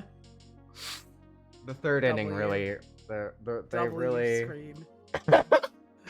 She's gonna not call her mom again. Ben, She I don't isn't- even care about her mom anymore. Fuck her mom. Fuck her mom. I don't think her mom's getting that call ever again. No, absolutely never. No. I don't think her Oh mom my gets to know where God. she is anymore. No. We rode away on Sam's bike. We laughed out loud. It didn't matter who saw us or heard us. We had nothing to fear. I felt cleansed. It was as if the rain that continued to pour from the heavens was no more than a light sprinkle. I held on tightly to Sam's rain-soaked back. I was elated. It felt as if a heavy weight had been taken off my chest. The smell of rain on the asphalt pavement was earthy. There was a pleasant scent. It reminded me of the day I spent with Sam in Saikang. The memory of it was still so vivid and sweet in my heart. It would be nice, I thought, to feel the cool sea breeze and the warmth of the summer sun again with Sam. I don't ever want to forget that day in summer. Drive slower! Be careful, or we're going to slip. Just hang tight. It's a short ride. We don't have helmets. How could you forget to bring one? It's alright. We're not far. Be careful. Okay. For the third time, I found myself in Sam's apartment. It was messier compared to the last time I visited. Dirty dishes collected in her sink. Empty takeout boxes and drink bottles were left on her table. The plants by the window had signs of wilting. Has she been keeping busy, I wondered? Sorry, it's a little messy. It's fine. I don't mind it. Here, let me hang up your jacket. I'll get you a towel to dry off. Thanks. If you neglect to water a houseplant, it would slowly wither and die. And if you water a plant too much, the roots would drown and the plant would rot. Since last time and now, was what was given enough? Or was it too much? Would the plant be able to flower into the new season? I hope that it would. What I was to Sam and what she was to me, it wasn't something that mattered anymore. I wanted to know for myself what feelings I had for Sam and what feelings Sam had for me.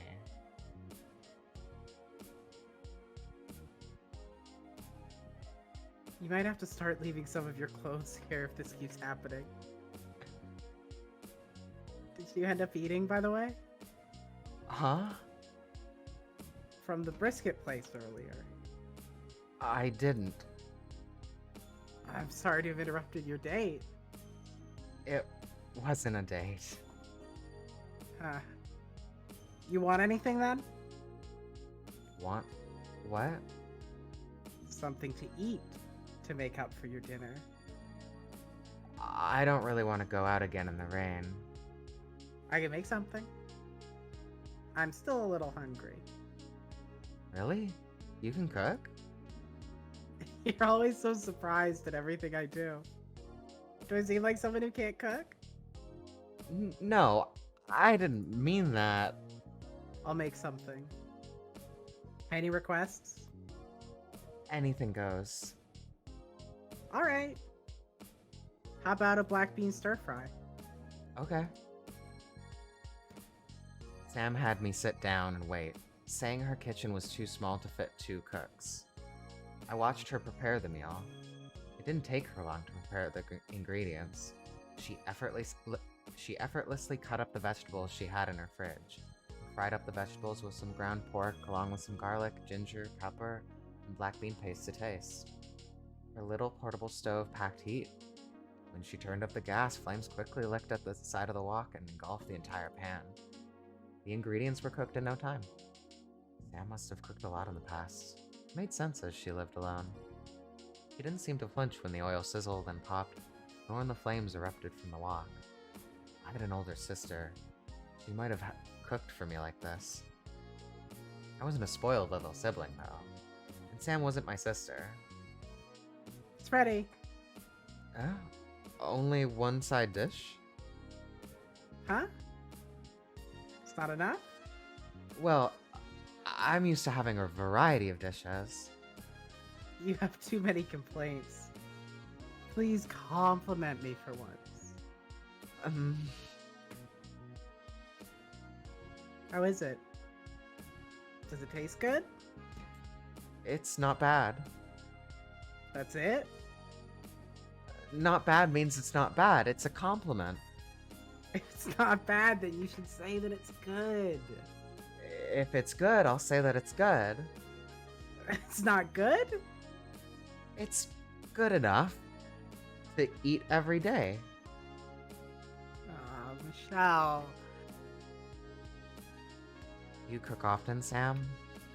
Sometimes it's nice to eat home cooking every once in a while. I see. How about you, Michelle? No, my mother cooks for me at home. That's nice. I'm sure she makes great meals.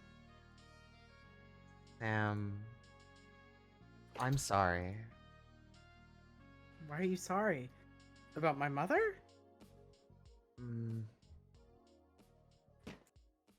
It's been a long time. It's nothing to feel sorry about. You know, my dad was the one who cooked in my family. I learned how to cook from him. Black bean stir fry was his favorite dish to make. Oh, I see. My mother used to work quite late, so my dad was the one who took care of the household. We had a strange family dynamic, don't you think? No, not at all. I'm glad I could experience a part of your family. Shell. Thank you, Sam. I'll help you with the dishes. Okay.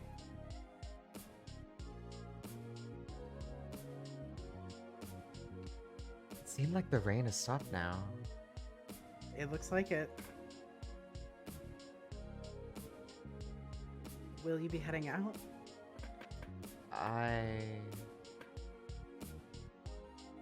What would you like to do, Michelle? I should call my mother and let her know I'm coming home. I see. But I want to stay a little bit longer. I want to talk to you more. Is that okay with you? After what felt like an eternity, Sam answered me. That's all right with me. I'm happy to spend time with you. I missed you. Sam, I like the way you observe everything around you.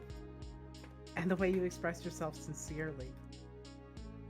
But please know I don't want to be someone that makes you uncomfortable or feel ashamed of yourself. I hope you can understand how I feel. Beneath her cheery disposition, there was a falter in her voice. Sam's lips were tilted upwards, but her smile was bittersweet. I could feel the weight in Sam's words. I shouldn't be replying her half-heartedly, nor should I take for granted her feelings. I was the one who had given her the cold shoulder. I had hurt her. I shouldn't expect Sam to still want more than this. In the heat of the moment, I said that I wanted her. In the heat of the moment, I was being true to myself. It was cowardly of me to have run away the next morning. What I couldn't face the next morning was myself. I didn't want to accept yet that I had feelings for Sam. I was scared. I was scared of the repercussions of furthering our relationship, but when we were together, it's as if the troubles in my mind had washed away with the rain. I wasn't afraid to be with her. Sam, there's so much I don't know. All I know is that I keep thinking of you. I missed you. I miss you so much. Shall. The one thing that I'm certain of is that when I'm with her, I don't want anything else. Michelle, I know we share something special. Please, let me be a part of your life. Even after the summer is gone, I still want to be here for you. Sam, please. It doesn't matter if summer is over. Please be with me. We held each other for a long time. When we broke free from each other's arms, I saw that Sam was smiling from tooth to tooth. I felt giddy too, as if I was on the moon. I never felt this way before with anyone. One day I'd be able to properly convey my feelings to Sam in words. Couldn't find the right words just yet. What I felt for her was more than affection between friends, and deeper than mere physical attraction. I wanted to learn more about Sam and the world around her, and for her to learn more about me. The vocabulary would come to me soon, I know.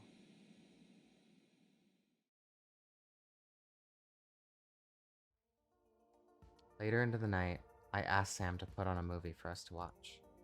She dimmed the lights and put on a video. We watched the movie on her bed. It was a light and funny movie. Sam laughed candidly. She leaned her head on my shoulder. Her hair smelled nice, I thought.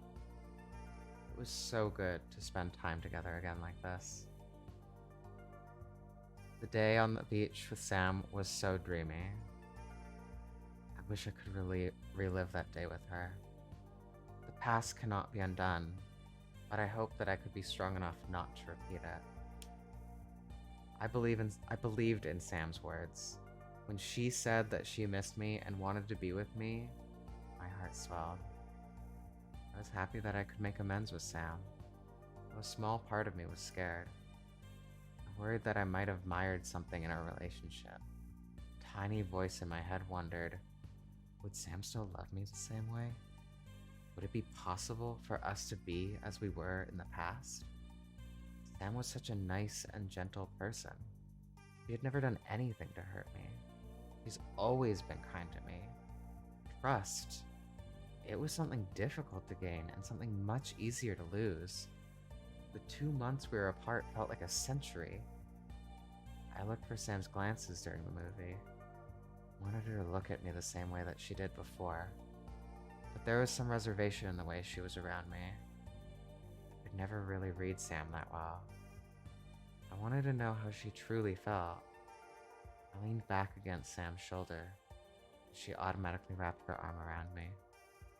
Her hand rested on my thigh. Sam moved her palm up and down the creases of my skirt slowly. as if it was her own idiosyncratic habit. I shifted my leg and fidgeted in my seat. Felt guilty that I couldn't really pay much attention to the movie. A movie could be saved for viewing at another time. Tonight, what I wanted was to affirm the love that we have one more time.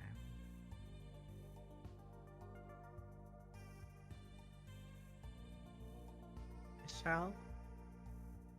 Sam, I missed you.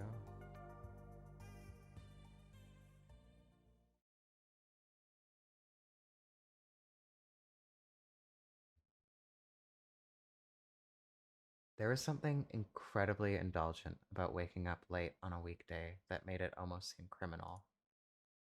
I had stayed over at Sam's place. It was late morning by the time the light of the sun streamed through the window blinds, its warm rays landing softly on our bodies. It gently woke us up from slumber. We took our time getting out of bed. The world outside had already been long awake. I could hear the sounds of cars and the activity of people outside while we still comfortably laid on the bed. I felt Sam drawing slow circles on my back. I turned to face her. She was beaming with a radiant energy. It was dazzling. I felt shy. I wasn't used to being with someone like this. I buried my face into Sam's shoulder. She responded by tenderly wrapping her arms around me. It wasn't bad, I thought, to be close to someone like this. Being held and touched, it made my heart race. It was a beautiful September day. The sky was so blue. There was absolutely not a cloud in the sky. The air was refreshingly clear after the heavy rain last night. I was glad I could share this morning with Sam. We eventually got out of bed. We showered and got dressed. I borrowed some clothes from Sam. I had trouble picking something out at first. Sam's closet was full of flashy, colorful outfits. Only Sam could pull them off the way that she does. I looked for something more plain and simple. While I was deciding what to wear, I noticed Sam was putting on a pair of jeans, and I thought it might be nice to match her a little. I picked out a cream-colored turtleneck and a stone-washed denim skirt to pair. Babies! Oh my god, such 80s looks also. Just They both insane. have jackets. Love Oh, them. so cute. What do you think? You look great. You could be a Miss Hong Kong. Really? Is that a compliment or an insult? It's a compliment. I'm saying it from the heart. You're beautiful. Do I look too young for this look? I don't want people to mistake me for your younger sister.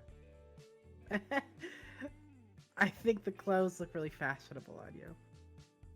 You look like the cool and independent woman that you are. Really? I hope I can match you. You look really stylish today. Oh, Michelle. I think we look perfect together. Your hair. It looks good this way, too. Oh, thank you. Will you be heading to your shop later today? Not today. Today is my break day. Really? I didn't know that. How about you? You don't have to go into the office today? No, I don't. I was given the day off. Huh. Why don't we go somewhere then? Where? There's so many places we could go. How about Ocean Park? Won't be too busy on weekdays. I don't really like amusement parks. Aw, really? Are you scared of the rides? I'm not afraid. They aren't exciting enough to be worth the lineups all day in the sun. You're quite amazing not to be excited by amusement parks. Is that so? I just think we're a little too old for them. Eh? You're never too old to enjoy something. I suppose. It's just today, I want to look good in front of you. Michelle. I feel the same way. I want to show you off today. What would you like to do then, Michelle? Anything is fine. Anything except for the amusement park? Yes. Girl, make a decision, Michelle. For once in your life, make a No. decision. Have an opinion. No. Think about something. Absolutely not. This is why I can't be Michelle. Uh-huh. No particular destination came to mind for either of us. We decided to go to the metro station and make our choice there. We played a game. One of us would blindly point a finger at the metro map, and we'll go wherever the finger landed on. It was decided by rock, paper, scissors. I was the lucky loser. I approached the metro map. I closed my eyes, spun around. My finger pointed to Simshasui. Simshasui it was. It was a silly game we played. The station officer made judgmental looks when we went through the fare gates, but who cares what he thought about us? We hopped on the southbound train. The late morning train was so much more relaxed compared to the early morning train. We took our seats. We were able to get adjacent seats without effort. As soon as the train started moving, Sam leaned onto my shoulder. She gave out a slight yawn. I thought to myself, would she enjoy working an office job? She normally has her shop open till late. It would be a major change of pace for her. Would I enjoy working as a shopkeeper? I'd be less reliant on my coworkers and more on myself to manage the business. It must be difficult in its own way, too. I can't believe I would have never met Sam if not because of a broken shoe. If it wasn't due to a fluke accident, we probably would never have crossed paths. Despite how different our lives were, we were able to understand each other. It's funny when I think about it. The next station is Simshasui. Doors will open on your left. We arrived at our stop shortly. Our destination wasn't far. We didn't have anything planned, but with this good weather, I'm sure anything would be enjoyable. We followed the flow of late morning commuters. Our first stop was the shopping plaza nearest to the station. What's better than shopping in the city? We had a leisurely time browsing through the stores. We tried on cosmetic products and clothes for fun. What do you think about this outfit on me? Way too old. Huh? Too old? Coming from Michelle? Coming from Michelle? What do you mean by that? What? What you have on looks like something I saw my father wearing once. Eh. Well, I was going for the folk look. What? Like a cowgirl from the American Wild West. Like Patty Page? Not exactly. I was thinking Kay Rivers. Who? Alright, Michelle, I want to see you try something on. I don't really see anything I like. Let me pick out something for you.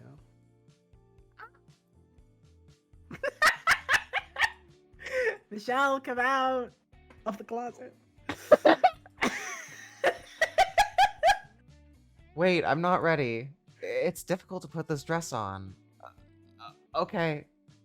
I'm about to come out. If it doesn't look good on me, just say it, alright? Okay. Don't try to flatter me. So, what do you think? What? Are you holding back your laughter? No, I just think you look really sexy. Stunning. I think it's perfect on you. Really? Yes, it's a very modern look. No. An open back dress is too revealing. Not at all. My underwear is totally see-through. I'm changing out of this. Michelle. Don't forget to try on the other outfit. I picked out something to match too.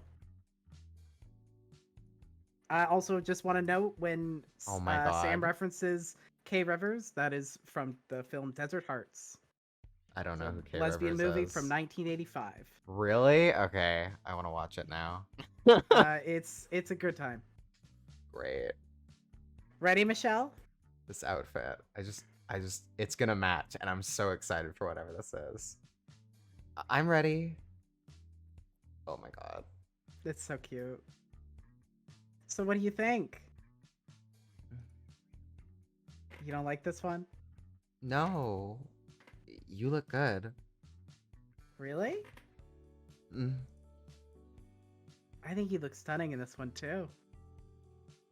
Ready to hit the disco.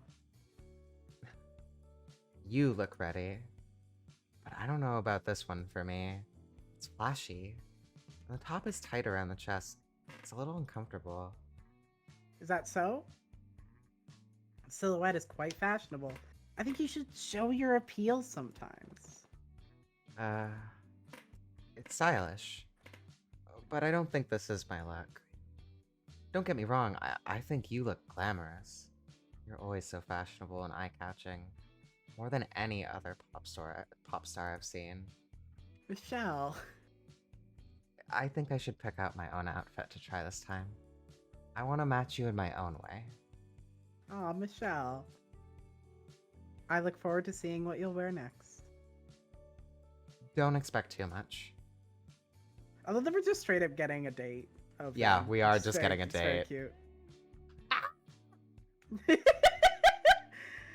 Oh. Ahem. Oh. What? You look exceptionally cute. Like a plum blossom in the snowy mountains. Huh? What do you mean by that? The look is so fresh. I can feel the spring breeze. Well, if you like it, I might just get it. I love it. Okay. It's on sale anyway. Please wait for me to get changed. It was fun trying outfits with you. Yeah, I had fun too.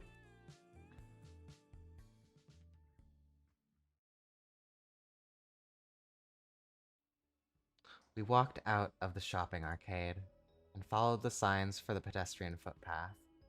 We walked along Victoria Harbor as if we were tourists in our own city.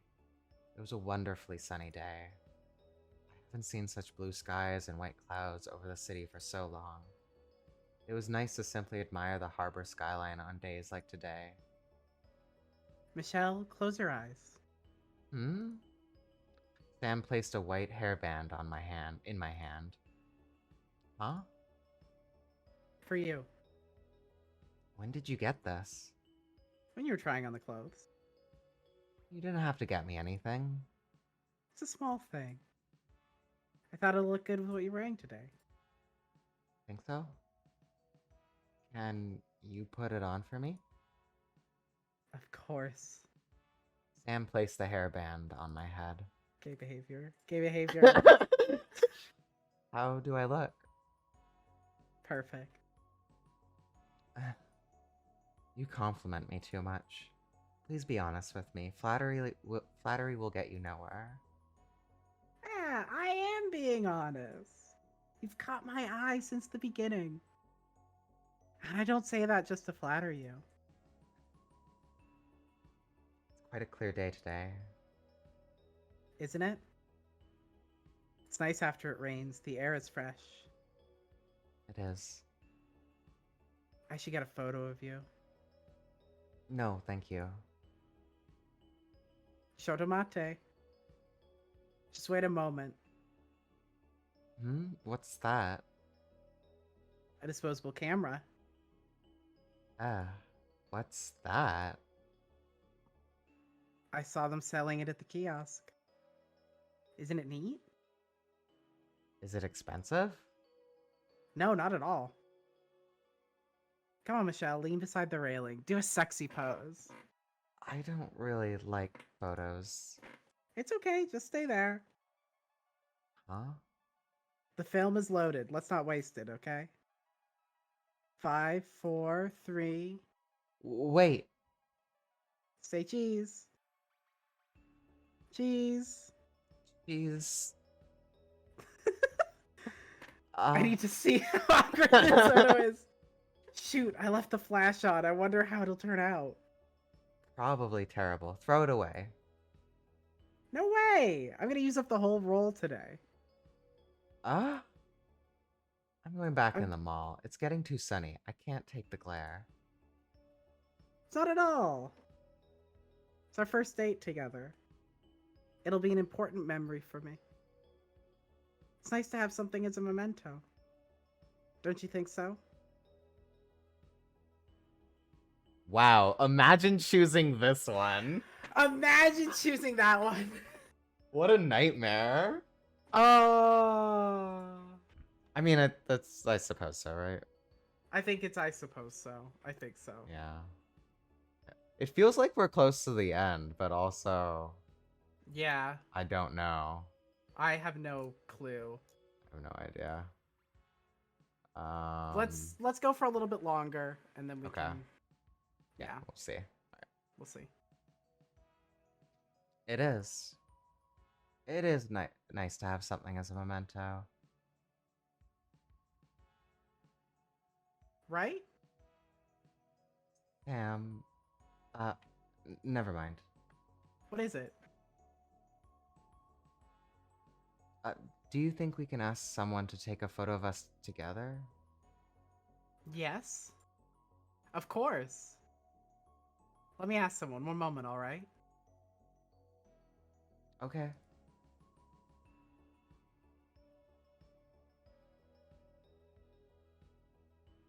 I can't wait to see all these photos once they're developed. Are you sure you took them correctly? I'm sure.